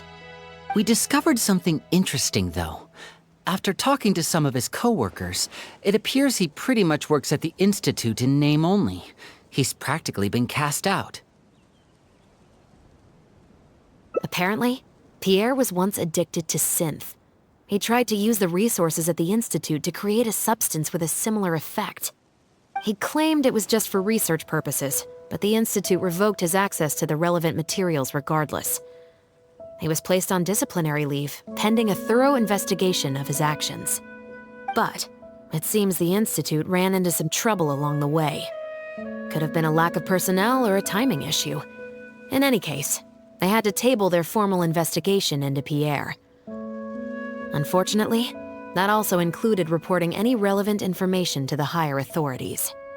As for his family background, it appears none of his co-workers at the Institute were aware of that information. All they could tell us was that he was quite the recluse. Other than the pendant, we didn't find anything else of note at his residence in Poisson. Based on the samples of imitation synth we've been able to analyze, it appears the substance leaves behind strong traces wherever it's produced or stored. Those traces might not be obvious to the casual observer, but they're not something our guard poodles would miss. Pierre's home, though, came up completely clean. We didn't find any records indicating possible involvement in overseas transactions either.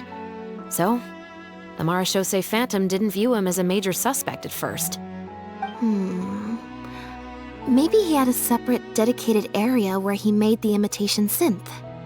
Well, his neighbors did say he was often gone for long stretches of time. You would think with him out and about so much, people would have spotted him around Poisson, but residents said they barely ever saw him in town. If his reclusive nature was just a matter of keeping a low profile, I guess it would make sense for him to have a secret base to carry out his business. After he disappeared, the guards conducted a thorough search of Poisson, but they didn't come across any suspicious locations. Poisson. You know Hotel de Boer, where I first found Bonnie? To get there from Poisson, you have to cross a stretch of ocean. It's not somewhere a cat could just wander off on its own. A cat? You mean...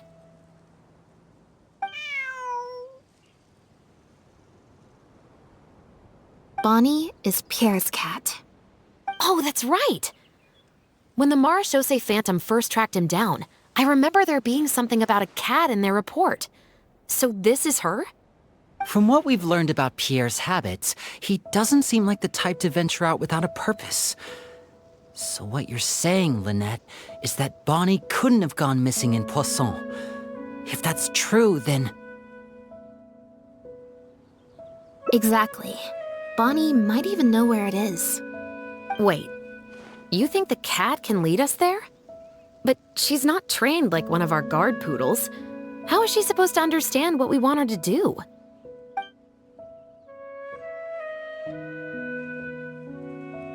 Meow. Meow meow. Meow?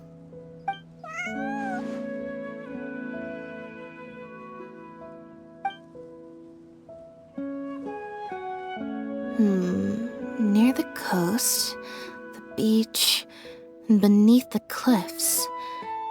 The place we're looking for is most likely north of the Court of Fontaine. Well, I've certainly never taken a witness statement like this before.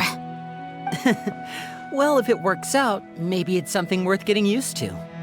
Cats and humans are actually pretty alike. When it comes to communication, most of what we want to convey can be accomplished through body language alone. But humans tend to rely too much on speech to ever take advantage of that fact. Of course, body language has its limitations. You're not going to be able to get across anything too complicated. The important thing is that we now have a lead. Let's try and find a place that matches the clues Bonnie gave us.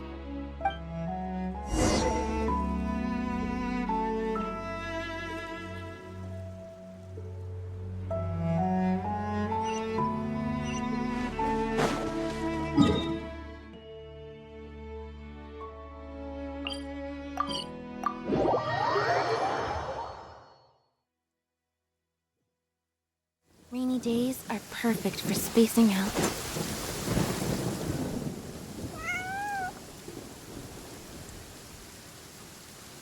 Seems like Bonnie is trying to take us somewhere.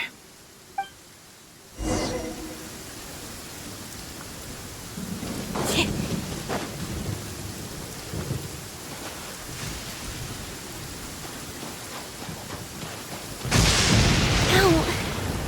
That hurts my ears. Gardenet's ahead. Look out!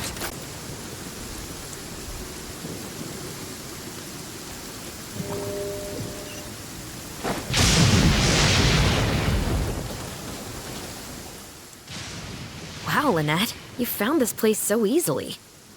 If I thought there was any chance you'd say yes, I'd recruit you into the Special Patrol here and now. No questions asked. Sounds familiar. I pretty much receive letters daily from people trying to poach her from me. Let's just focus on our search. There's a lot to investigate.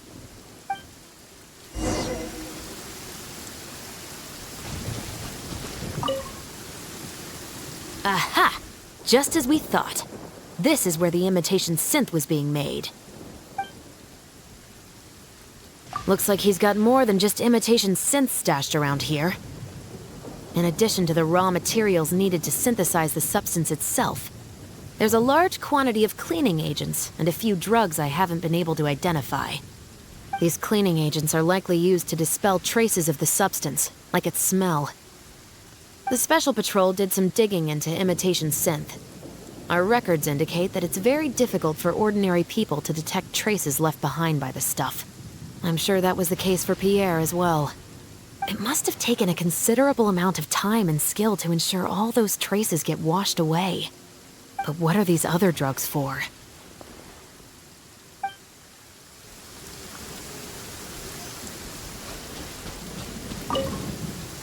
The material these bags are made of, it's quite rare. It's the very same, actually. Romaritime flower fiber. But there's something special about the composition of these bags. I took a closer look, and it appears they're not only waterproof, but also corrosion and leak resistant. Even the strings look specially designed to keep the bags closed nice and tight. I came across some bags made of the same material just now, but they were much smaller and thinner. From the look of them, they seemed far less durable as well. Very similar, actually. Normally, it would be easy for a guard poodle to sniff out the imitation synth, but if it was sealed away in a bag like that, it might be possible to elude detection for some time. But what could these big bags be for then? If the goal is to keep the imitation synth hidden and sealed away, these bags seem a bit too conspicuous.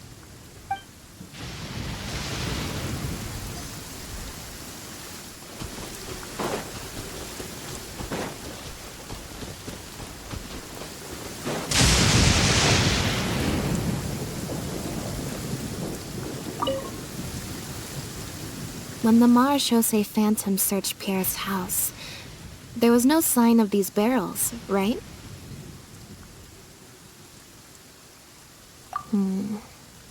You're right. That doesn't seem like his way of doing things. How did he get them here, then?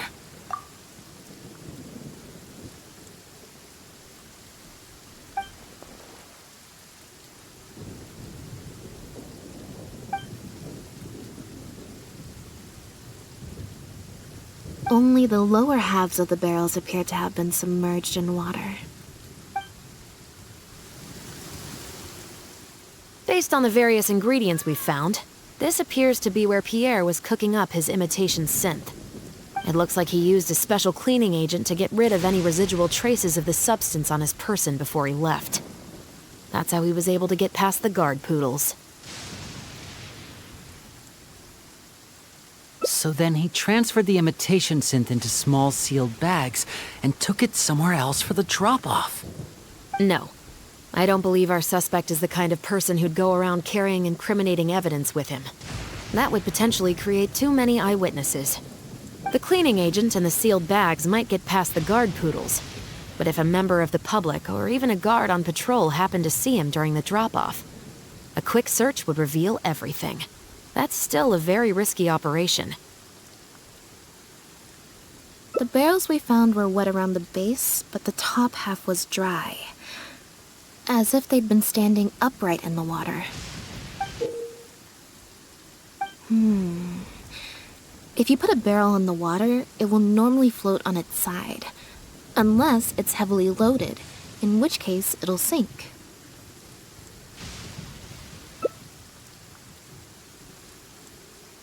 Yes. With flotation rings around the body of the barrels, they'd stay upright in the water. And then he could afford to load them more fully.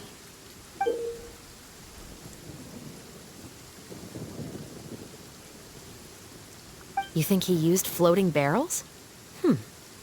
I suppose if he acted at night, when there are very few other boats around and visibility is low, it's a valid theory. We can't rule it out. But then, wouldn't the barrels be carried off by the waves or the currents?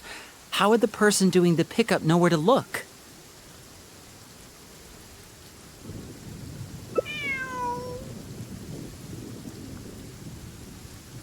Traveler, can you come take a dip in the sea with me? I have a feeling that somewhere down there, we might find some rope. If a rope can be used to keep a pet from running away, then why not a barrel?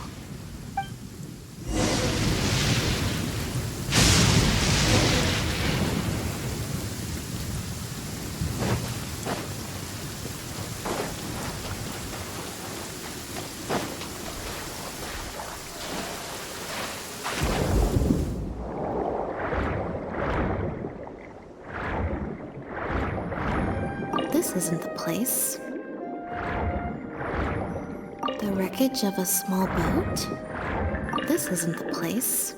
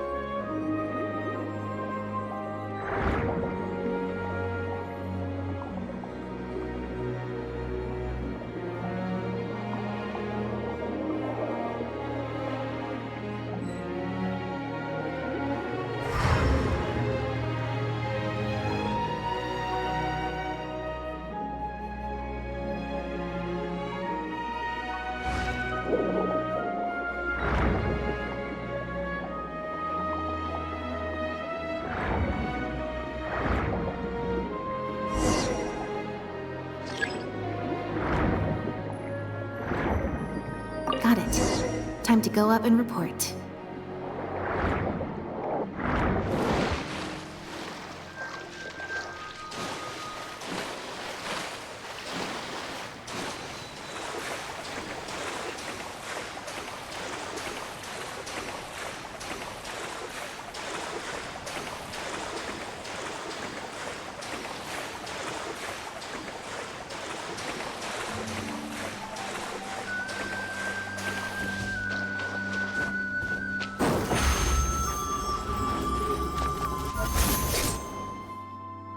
As expected, we found a few pieces of rope and some anchoring stones underwater. If you attach them to a floating barrel, it would look like this. With this anchoring system, it would be possible to use floating barrels for the drop-off. You would just need to drop them in the water at the agreed-upon location. We also came across the wreckage of a small boat. It must have been left out on the water and capsized due to the force of the wind and waves. Its small size, however, would have made it perfect for staying undetected. Let's talk this through. Based on the evidence we've collected, it seems like Pierre would row a small boat out to the agreed-upon transfer point, drop off the barrels, leave, and then row back and retrieve them after the transfer was complete.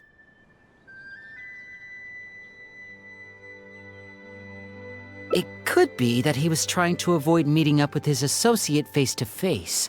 As one of the sole survivors of the Lefebvre family, maybe he was just used to that sort of elusive lifestyle. It seems like Pierre deliberately chose the floating barrel method so that the goods could be dropped off and picked up at separate times. That way, the two parties wouldn't have to meet each other. Well, if that's the case, they must not have a very close working relationship. Let's not jump to any conclusions just yet. Assumptions can be detrimental to solving a case. It's possible they were just trying to keep a low profile. Two boats sailing to the same location at once could be too conspicuous. The most important thing is that we can now confirm Pierre wasn't acting alone. The floating barrel drop-off system is proof enough of that. Let's say for now that he was only in charge of producing the imitation synth. That would mean there has to be at least one other person involved in the operation, likely in charge of transporting the goods across the border. Since we've determined that the goods were transported by boat, maybe we can track down some travel logs or something. We can certainly check the various ports for that information. It's possible, however, that Pierre's associate also used a small boat for the transport, and docked along the shore rather than at a large port. If that's the case, it's unlikely there would be any record left behind. Absolutely. Before Pierre disappeared, we made sure to investigate all sorts of outward-bound vessels. We also had port authorities keep a lookout for anything suspicious. Unfortunately, we were never able to find out how they managed to get the imitation synth across the border. You're right. Whatever vessel was used for the pickup, the person responsible for smuggling the substance out of Fontaine would have had to use a larger vessel for the actual transport. That's the only way they would be able to smuggle on a large enough scale to make a profit. They must have found a way to disguise the imitation synth to clear port inspections. Exactly. We can't let any opportunities slip through the cracks. Although, given the amount of ports that could be involved, we should probably split up. I'll run home and ask some of my brothers and sisters to try and dig up some information.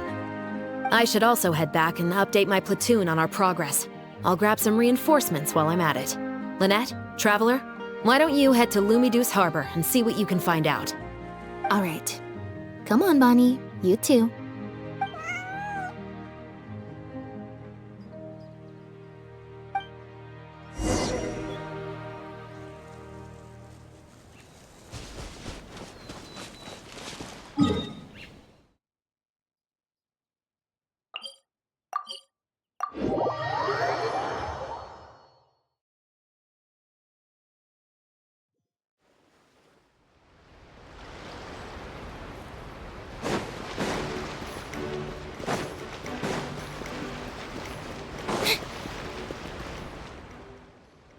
Oh, Lynette, Traveler.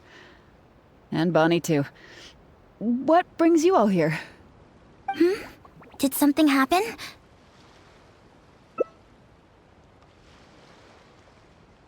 Oh.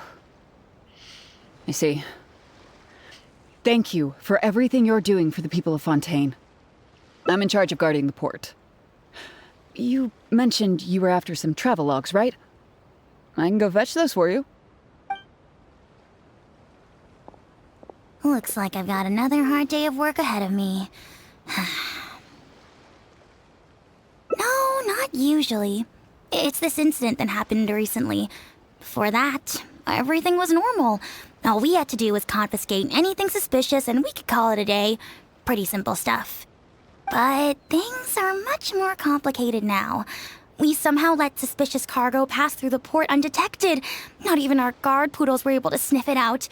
Even worse, we still don't know how the perpetrator was able to conceal the goods so well. By suspicious cargo, do you mean imitation synth? Yep. However, prohibited substances are just one example. We confiscate all sorts of contraband during the course of our inspections. Or at least, we're supposed to. So what happens to the goods you confiscate? Oh, we keep them in a storage locker. If they turn out to be something particularly dubious, we'll turn them over to the Maison Orderly. If the goods are only slightly suspicious but could otherwise be harmless, like raw materials that could potentially be used to create contraband, we return them to the ship they were confiscated from, instead of letting them pass through the port. Sorry for the wait. These are the travel logs for all the recent activity at the port.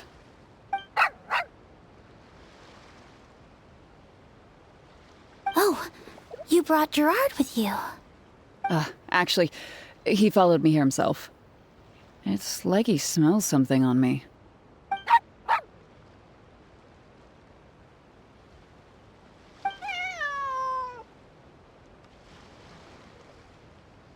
Huh. I wonder why Gerard is reacting to you two so strongly. Huh?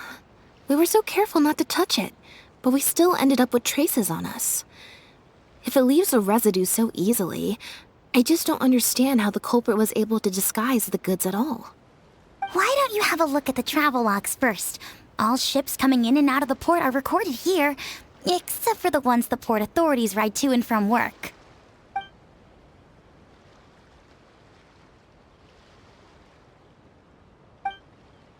The Humane Society.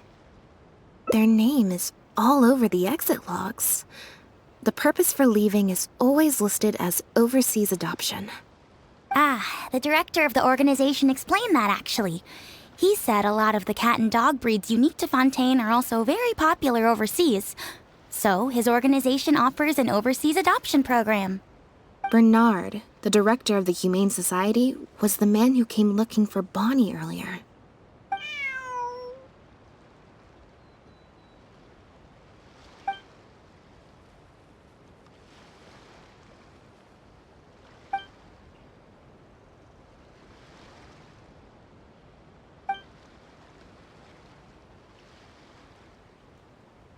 Have you figured it out too, Traveler? The way the criminal disguised the goods? When Bernard asked to take a closer look at Bonnie, he was actually checking whether there was any imitation synth in her stomach. Wait, what? The sealed bags we found at the secret base. They were specially made to be corrosion resistant. There were gaps around the lids of the barrels, and airbags were used to keep them upright in the water. Those drug shovers found at the secret base, she most likely didn't recognize them because they're not used on human beings. It's an anesthetic used on pets. The perpetrator must have given it to the animals. Pierre must have made the animals swallow the sealed bags full of imitation synth at his secret base. Then, he stuffed them into floating barrels and left the rest to Bernard. The sealed bags combined with an animal's body odor would certainly be enough to mask the scent of imitation synth. During our inspections, we would have never thought to inspect the bellies of those animals for anything suspicious. Even if we tried to feel around for something, I'm sure it would be difficult to detect. Exactly. I bet Bernard even transported animals with synth in their stomach alongside ones without. That way, it would be even harder to say with certainty that something was amiss. She's probably in the clear. Otherwise, Bernard would have never left without her. I'm guessing he didn't know whether Pierre had already hidden the next batch of imitation synth before he fled. Just imagine. He sees the notice we put in the Steambird, and it turns out that one of the very cats he gave to Pierre for the smuggling operation is out in the open, roaming the streets of Fontaine. If Pierre had already hidden the next batch of imitation synth, then Bonnie would practically be living proof of their crimes. He would have had no choice but to go after her. So, that's why he came to find you and insisted on taking a closer look at the cat. Wait a second, I'm a little lost here. I get the part about hiding the substance in the pets, but those, what did you call them again? Floating barrels? Why even put the animals in there in the first place? If you've got something as convenient as a floating barrel, why not just stuff it with the imitation synth directly? Why not wait to hide the stuff until after the exchange has been made? In order to make sure the animals could swallow the sealed bags, they made them extremely thin. Had they not done that, the animals would have likely bitten or chewed through them. That step would have required a lot of energy, as well as a certain amount of technical expertise, so it was better left to the more experienced Pierre. We've already proven how easy it is to pick up trace amounts of imitation synth, so I'm sure Bernard was taking all the precautions he could to avoid the same fate.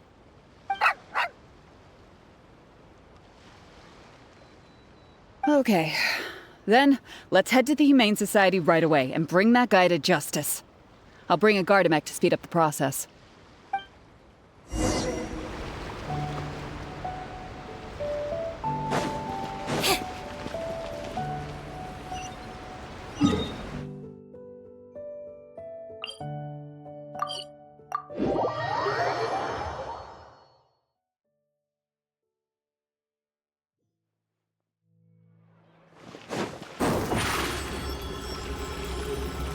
Step on up! The headquarters of the Humane Society should be somewhere around here. Bernard could show up any moment now. Ah, you're the people from earlier. Wait, you're from the guards?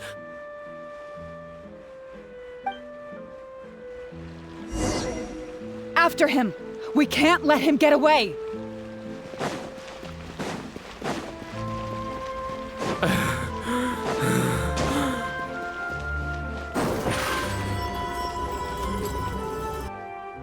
Give it up, Bernard. Mercy. Have mercy. I'll talk. I'll tell you everything I know. The Humane Society has done so much good over the years, and yet you have committed such an atrocious deed in its name. Look, I didn't have a choice, okay? My father cared about those blasted animals so much, he didn't bother to take care of his human wife and son at all. While those animals were showered with love, I lived worse than a dog. No one asked. Tell me, how did you first get to know Pierre? Well, after I took over the Humane Society, it gradually became harder and harder to maintain its operations. Until one day, someone suddenly passed me a letter. It said that I could stand to get a large sum of money as long as I helped them to transport some animals abroad.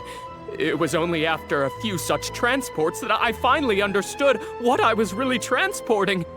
But then, Pierre wrote to me, saying that we were already partners in crime and that I better keep cooperating with him if I didn't want to be reported to the guards. I would order wooden barrels and flotation devices according to his instructions, and then load the sleeping animals onto a boat. Once I sailed to the location he provided, I would dump everything together into the sea. And a few days after that, I'd come by again in my boat and pick up the animals sleeping in the barrels. Once I had received enough of them, I'd bring them to the harbor to be adopted abroad. That guy Pierre, he was running the entire show. He set up all the meeting times and found all the foreign adopters. Oh, and he even supplied all of the goods too. I just did the transport. He was the one who planned out and executed everything else. Look, I don't know, okay? I've never ever met him in person. We've only ever communicated through letters. And when did he send his final letter to you? Just last night. He said that the Marechaussee Phantom is now after him, so he's planning to go into hiding for some time. He didn't mention where he's thinking about going, though, but he did tell me to look out for the guards. It's been a few days since Pierre's last appearance. I'd wager that he sent that letter after he found his hiding spot. I burned them. It was on his orders. I had to burn every letter after reading them. I wasn't even allowed to share them with the rest of the Society employees. Sure sounds like you're trying to use the lack of witnesses or evidence to pin the blame on Pierre. No, I swear, this time I'm only telling you the truth. Well, we can check the truth of your statements at the Opera House. I hope you know what'll be coming for you if I were to find any discrepancy between the evidence and the testimony you just gave. I know. I swear I was just telling the truth. My thanks to you both. Had it not been for you, I really don't know what would have happened to this case. Bonnie helped, too. That's true. It was all thanks to her that Bernard was finally exposed.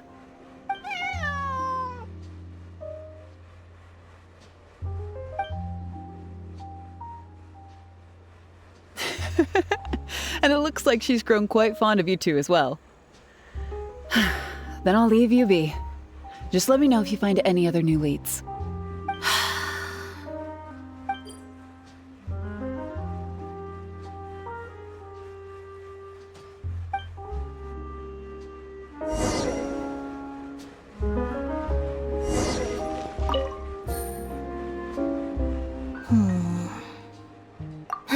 It was that obvious, huh? Well, even though it didn't feel like Bernard was lying, after talking to him, I'm getting an even stronger sense that something's not quite right. We investigated so quickly that perhaps we've missed a thing or two along the way. Let me activate deduction mode and consider things again from the top to see if we can find anything new. Is there still anything unresolved or strange that we should try to consider? The Marechaussee Phantom found Bonnie and the Lefebvre pendant at Pierre's residence. That was the beginning point of our investigation.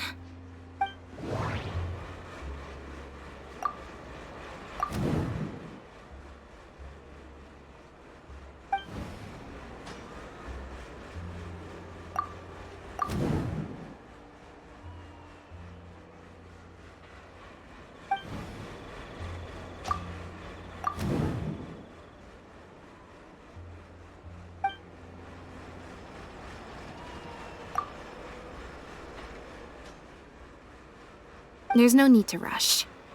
Let's see if we can find any other suspicious points about this case. Bernard claims to have received a letter last night from Pierre. In the letter, Pierre stated that he had gone into hiding. Is there something wrong with the letter?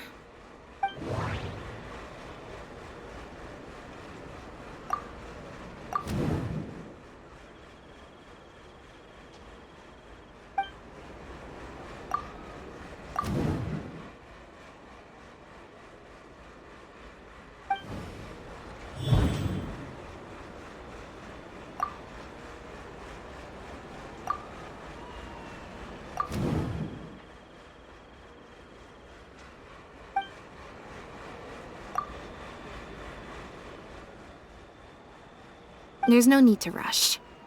Let's see if we can find any other suspicious points about this case. Well, we've discovered that Bernard is responsible for the trafficking, while Pierre deals with supplying the goods. Is there something else in this scheme that we're missing?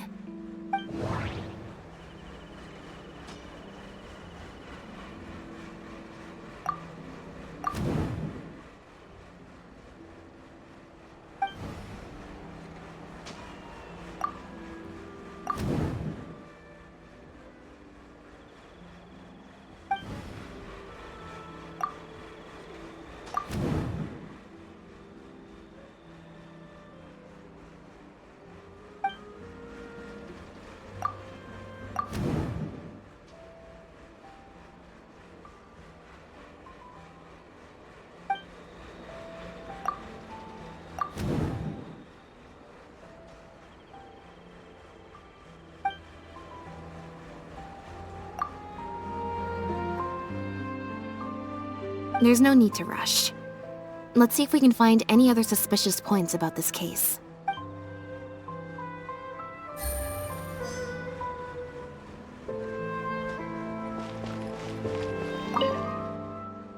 Now behave, and follow me to the interrogation room. That hurt. Ow!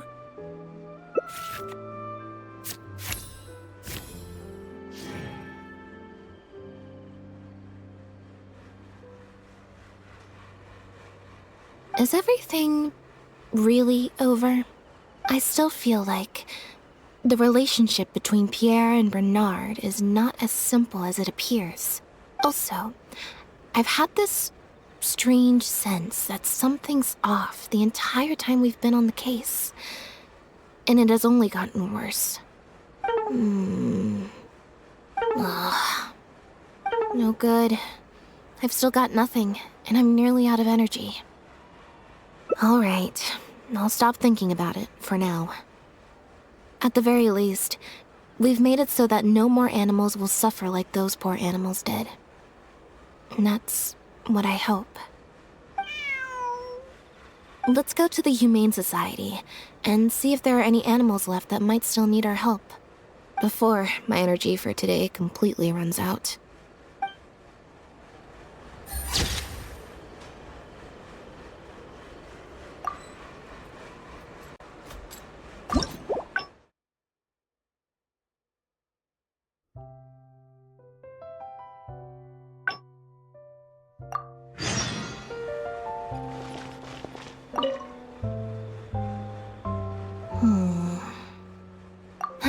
It was that obvious, huh? Well, even though it didn't feel like Bernard was lying, after talking to him, I'm getting an even stronger sense that something's not quite right.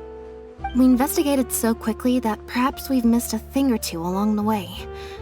Let me activate deduction mode and consider things again from the top to see if we can find anything new. Is there still anything unresolved or strange that we should try to consider? Bernard claims to have received a letter last night from Pierre. In the letter, Pierre stated that he had gone into hiding. Is there something wrong with the letter?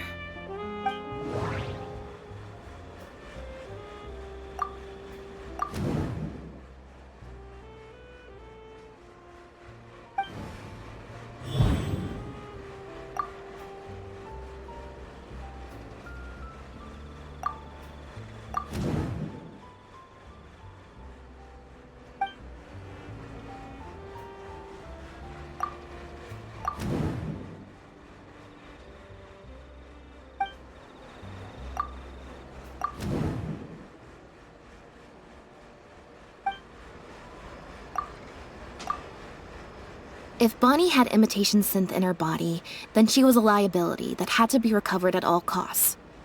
But if she wasn't carrying anything, then it would have made sense to tell Bernard not to worry. And thinking about it, Bernard only attracted our attention in the first place because he came to look for Bonnie. Could it be that the person who wrote the letter also knew nothing about Bonnie's whereabouts? Or they had a separate goal entirely? Well, we've discovered that Bernard is responsible for the trafficking, while Pierre deals with supplying the goods. Is there something else in this scheme that we're missing?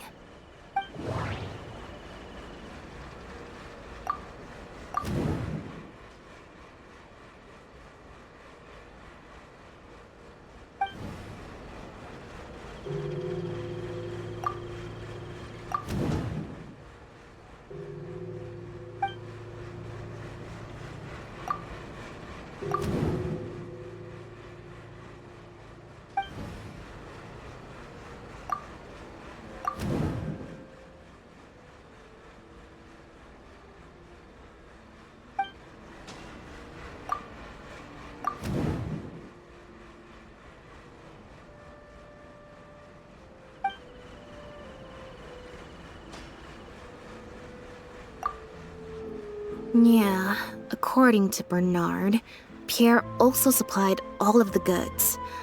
But if the Marechaussee Phantom's records are correct, Pierre should have lost all access to the materials required to create the imitation synth. And the Institute has also not reported any theft of their stocks. The Marechaussee Phantom found Bonnie and the Lefebvre pendant at Pierre's residence. That was the beginning point of our investigation.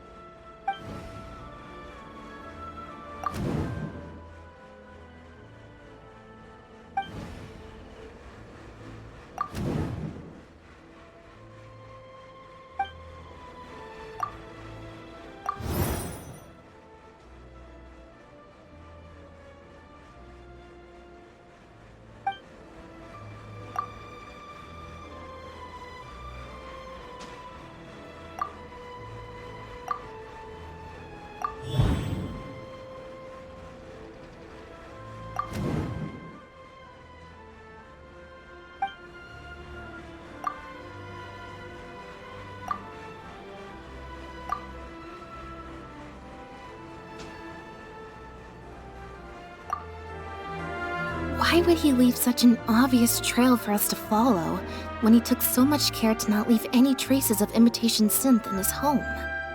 The final question is, why did I sense that something wasn't right after hearing Bernard's testimony? Even more so than before.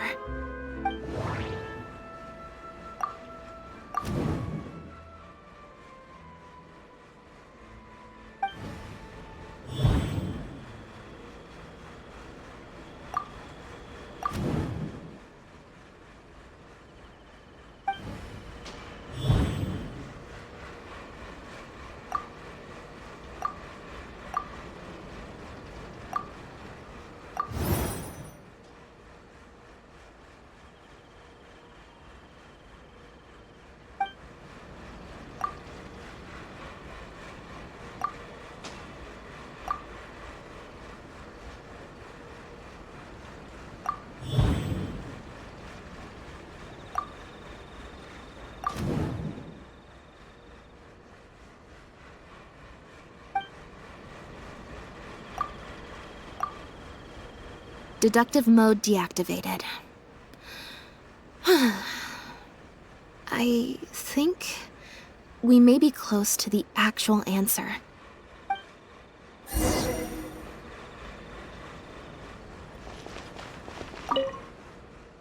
Now behave, and follow me to the interrogation room. Ow! That hurt. Ow!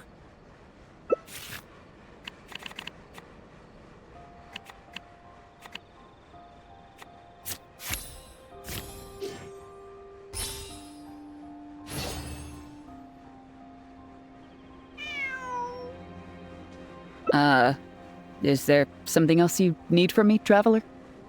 Huh? I see. It all makes sense now.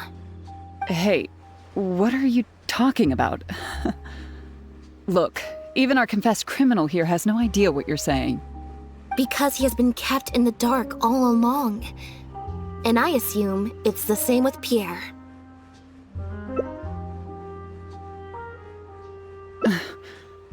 That never quite added up for me.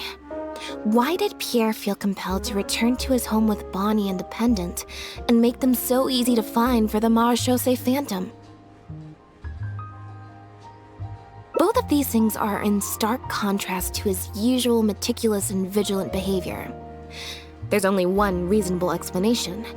He was following orders, just like Bernard. He probably received the following instructions right before the Phantom came knocking on his door. Bring the cat and the pendant, and our undercover agent will be sure to help you.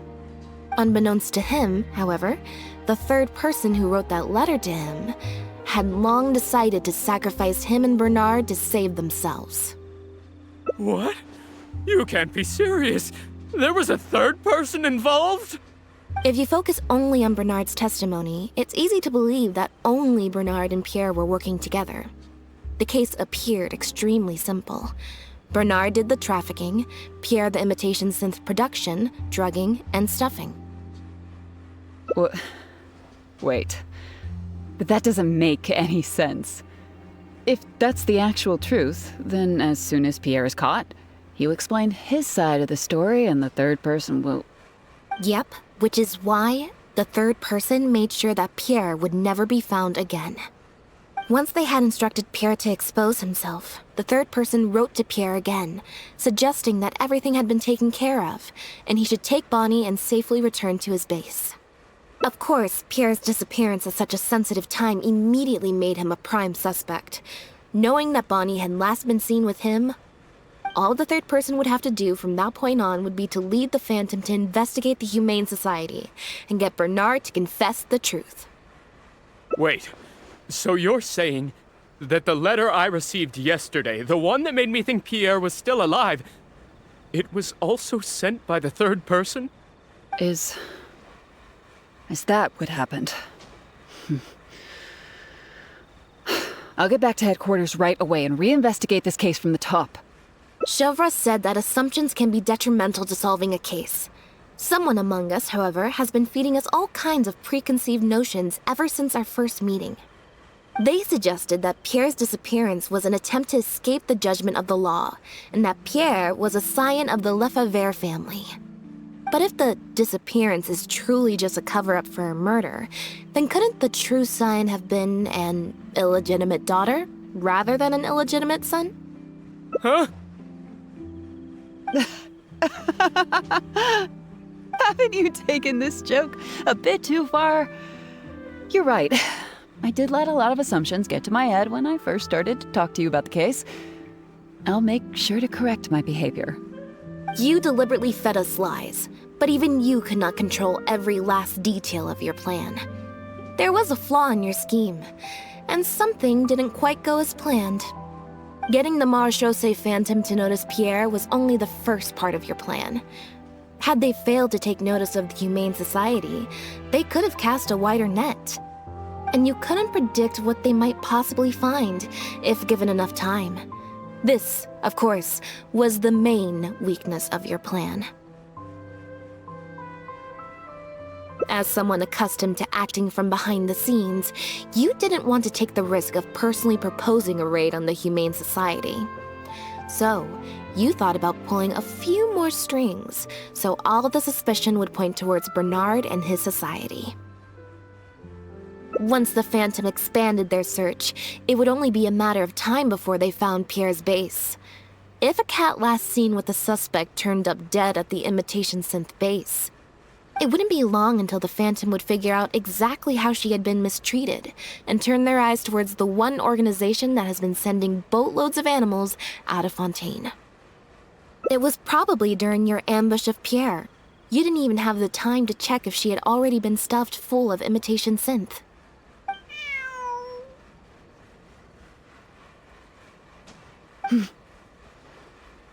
Still, you soon found another opportunity. Before long, Bonnie had made her way back into the city, and even popped up on the Steambird. Like Bernard, you desperately wanted to confirm the contents of her stomach, so you hurried to find us. Unlike Bernard, however, you were hoping that Pierre did have the time to make her swallow a load of imitation synth.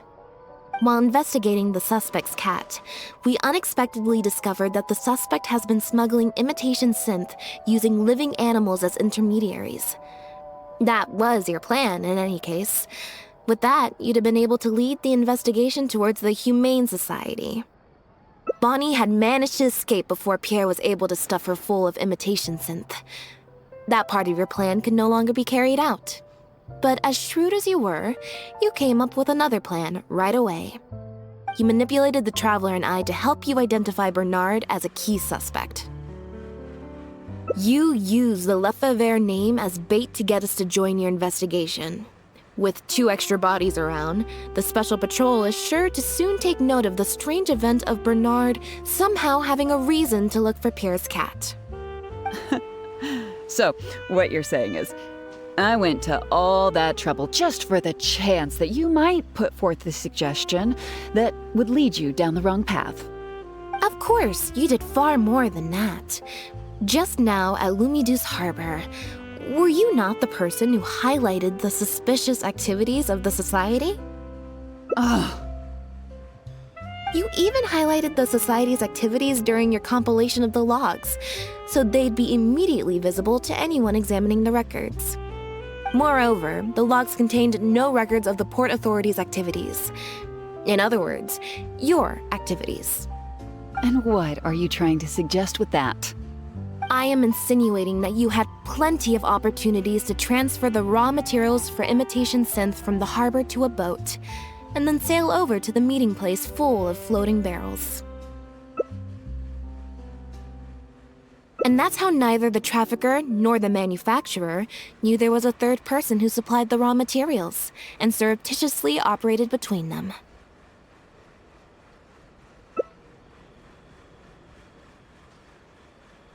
Pierre manufactured imitation synth using the raw materials you provided, stuffed the animals, and placed the animals back into the barrels.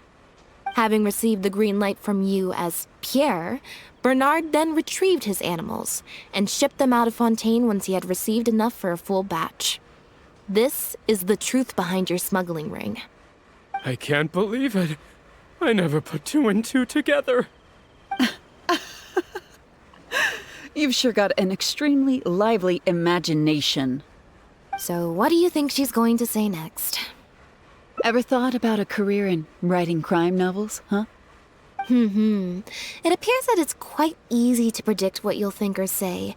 Then if we apply that to this case, we can also think of a few places to look for incriminating evidence. You know very well that this case will not end until Pierre is found, so you will have him commit suicide out of fear and shame to end the investigation for good. That way, you can also pin the blame for the overseas smuggling activities, the theft of the harbor's confiscated raw materials, and even the Lefebvre name on him. After all, dead men tell no tales. But you still want it to appear as if he had sent that last letter to Bernard, so you have to make sure he cannot be found until after Bernard has confessed to the authorities. To do that, you either will hide his body until you've found an appropriate time to set up a fake suicide scene, or you'll dump it someplace where it'll be hard to determine the exact time of death. Submerged in water, for instance. The location would ideally allow you to keep the body hidden for some time while also letting you keep an eye on it. There are only so many options to hide a person's time of death, after all. As long as the Phantom investigates each of the possibilities in turn, they'll surely find Pierre's remains. Especially since, as the prime suspect who will now be taken into custody, you will no longer have the time to move him or set up a fake suicide scene to cover up the murder. How absurd. And on what grounds will you order my arrest? Don't think for a second that your spouts of nonsense will amount to any kind of real argument. After all, I'm... Elodie Lefebvre! As the captain of the Special Security and Surveillance Patrol, I hereby declare you as a suspect in the case. If you have any objections, you may raise them later during interrogation. That's right. We received a message from Lumidus Harbor that you were going to investigate the Humane Society. We didn't expect to run into you at such a critical moment. While at the harbor, we noticed something else extremely interesting. Apparently, you often used all kinds of excuses to swap your shifts. And if one were to match the times of your shifts to the activities of the Humane Society and those of certain foreign ships, they'd find them to be an exact match. That's just a coincidence. Yes, I'm sure you have already thought of a dozen different ways to explain away the suspicious activities, but as far as evidence goes, that should be enough to warrant taking you into custody. Don't worry. If it turns out that the guards are still unable to find any evidence after all this, Lynette and I will do everything in our power to clear your name. Although judging by her reaction, I assume no follow-up from us will be needed. The Lefevres were infamous for using disguise and infiltration to achieve their goals. Who would have thought that they would have planted someone within the guards? Judging from the timeline, they likely arranged for you to enter the guards before the fall of the clan. But they probably didn't expect you to turn it to your advantage and use your job to save yourself during the purge. Not only that, but you actively participated in the interrogation, arrest, and judgment of the Lefevres during their fall, thus clearing yourself of suspicion. You brutally and cruelly abandoned your allies as soon as they outlived their usefulness, just like a lizard cutting off its own tail in order to live. You've been doing this for years. So you played me like a fool after all? Ugh!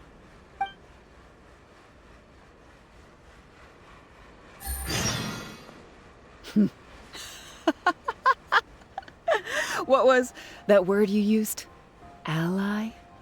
You think that someone as foolish as him is worthy to call himself my ally?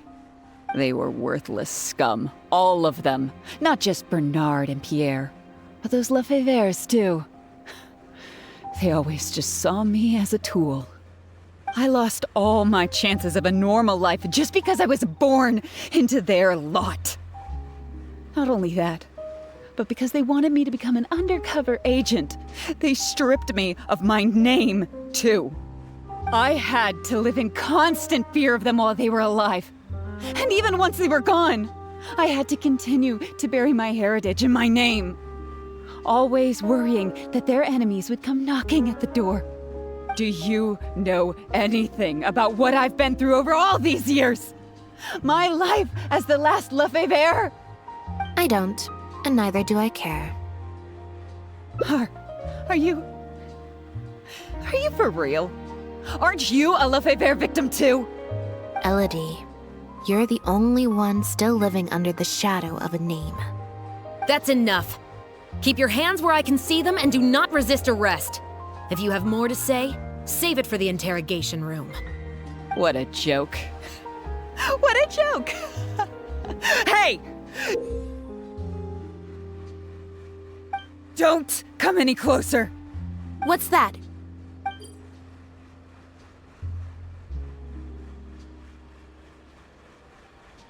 Know what this is? I've secretly planted loads of explosives in the Humane Society.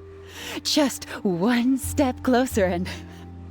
whether they're cats, dogs, or just unlucky human employees, they'll all be blown up into smithereens. Surely you bunch of goody two-shoes won't let that happen, right?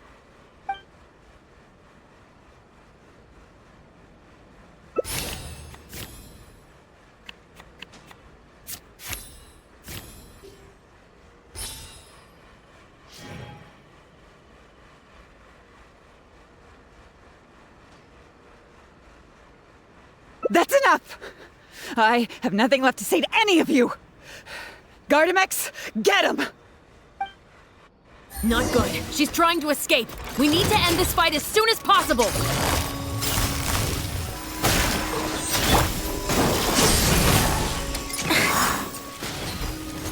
Over here!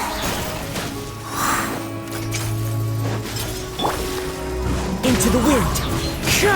as one with wind and cloud. Step on up! Be amazed!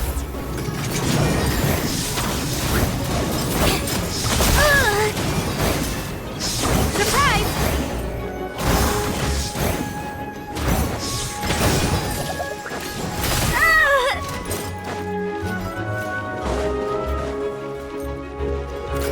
Over here!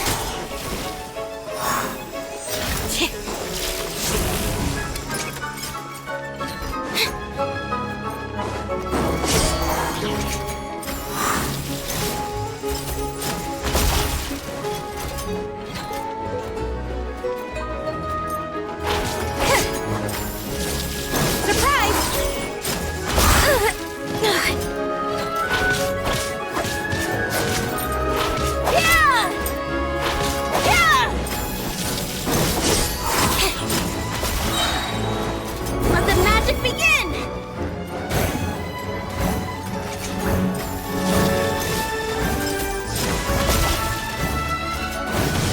Over here!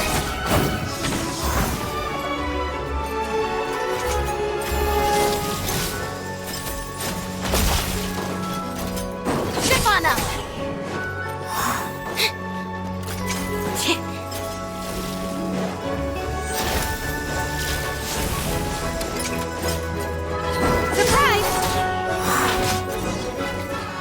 Busted so quickly, huh? Good thing I've already bought enough time to escape. Ah!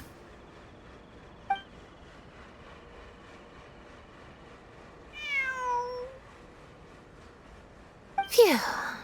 So I was right after all.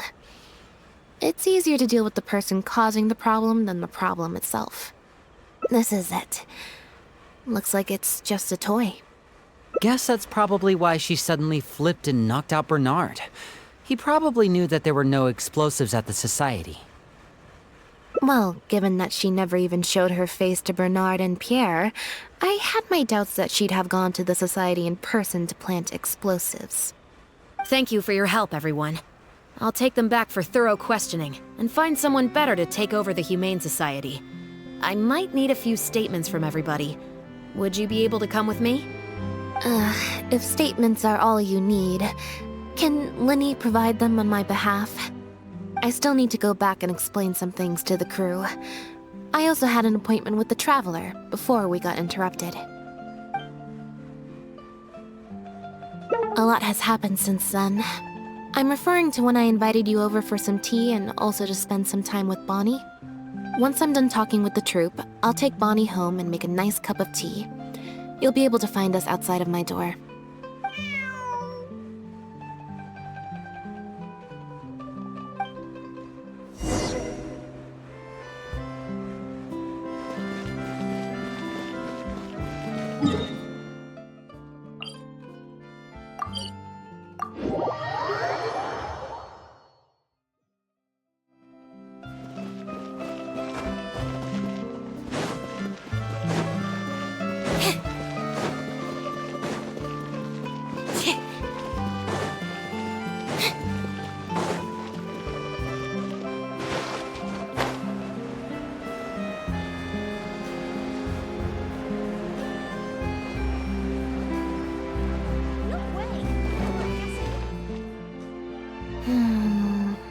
Black tea and a cute kitty.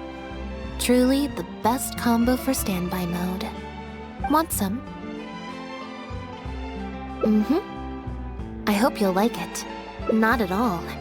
Information is indeed very important, but if you were to try to collect every piece of information you come across, your efficiency would actually decrease. Plus, if you just think about it, what sounds more fun? Writing a statement or enjoying a tea party? Great answer. That'd be my pick too. Had we not run into that case, we could have spent the entire day like this. But now I'm running low on both time and energy. You're right. I can sense it. I'm recharging very quickly at the moment. Something about her rubbed me the wrong way since the very beginning. But to be more precise, it was probably around the time when I saw Bonnie try to get away from her.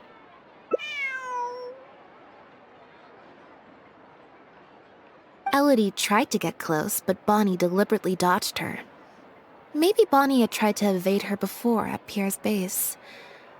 Or perhaps Bonnie just instinctively knew that she wasn't a good person. Not everyone who likes cats is a good person.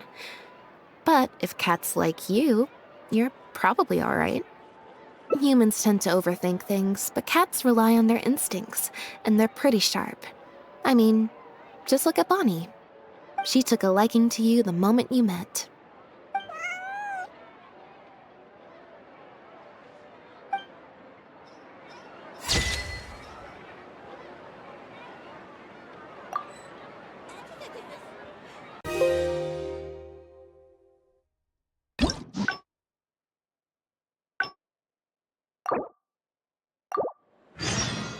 Seems Linny is saying some strange thing.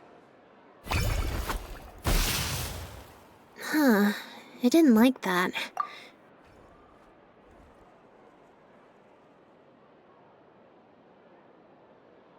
Huh?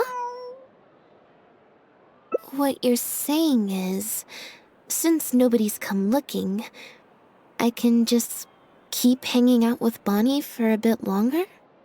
Is that really okay?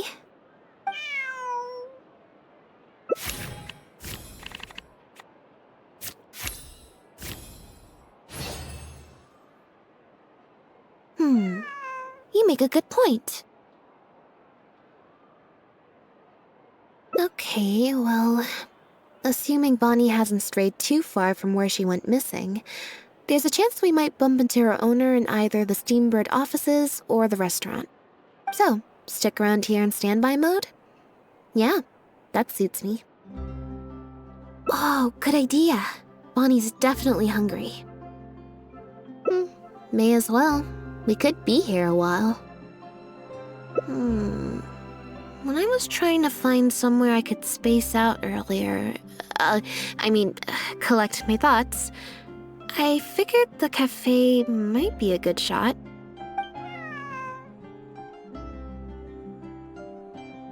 Alright then.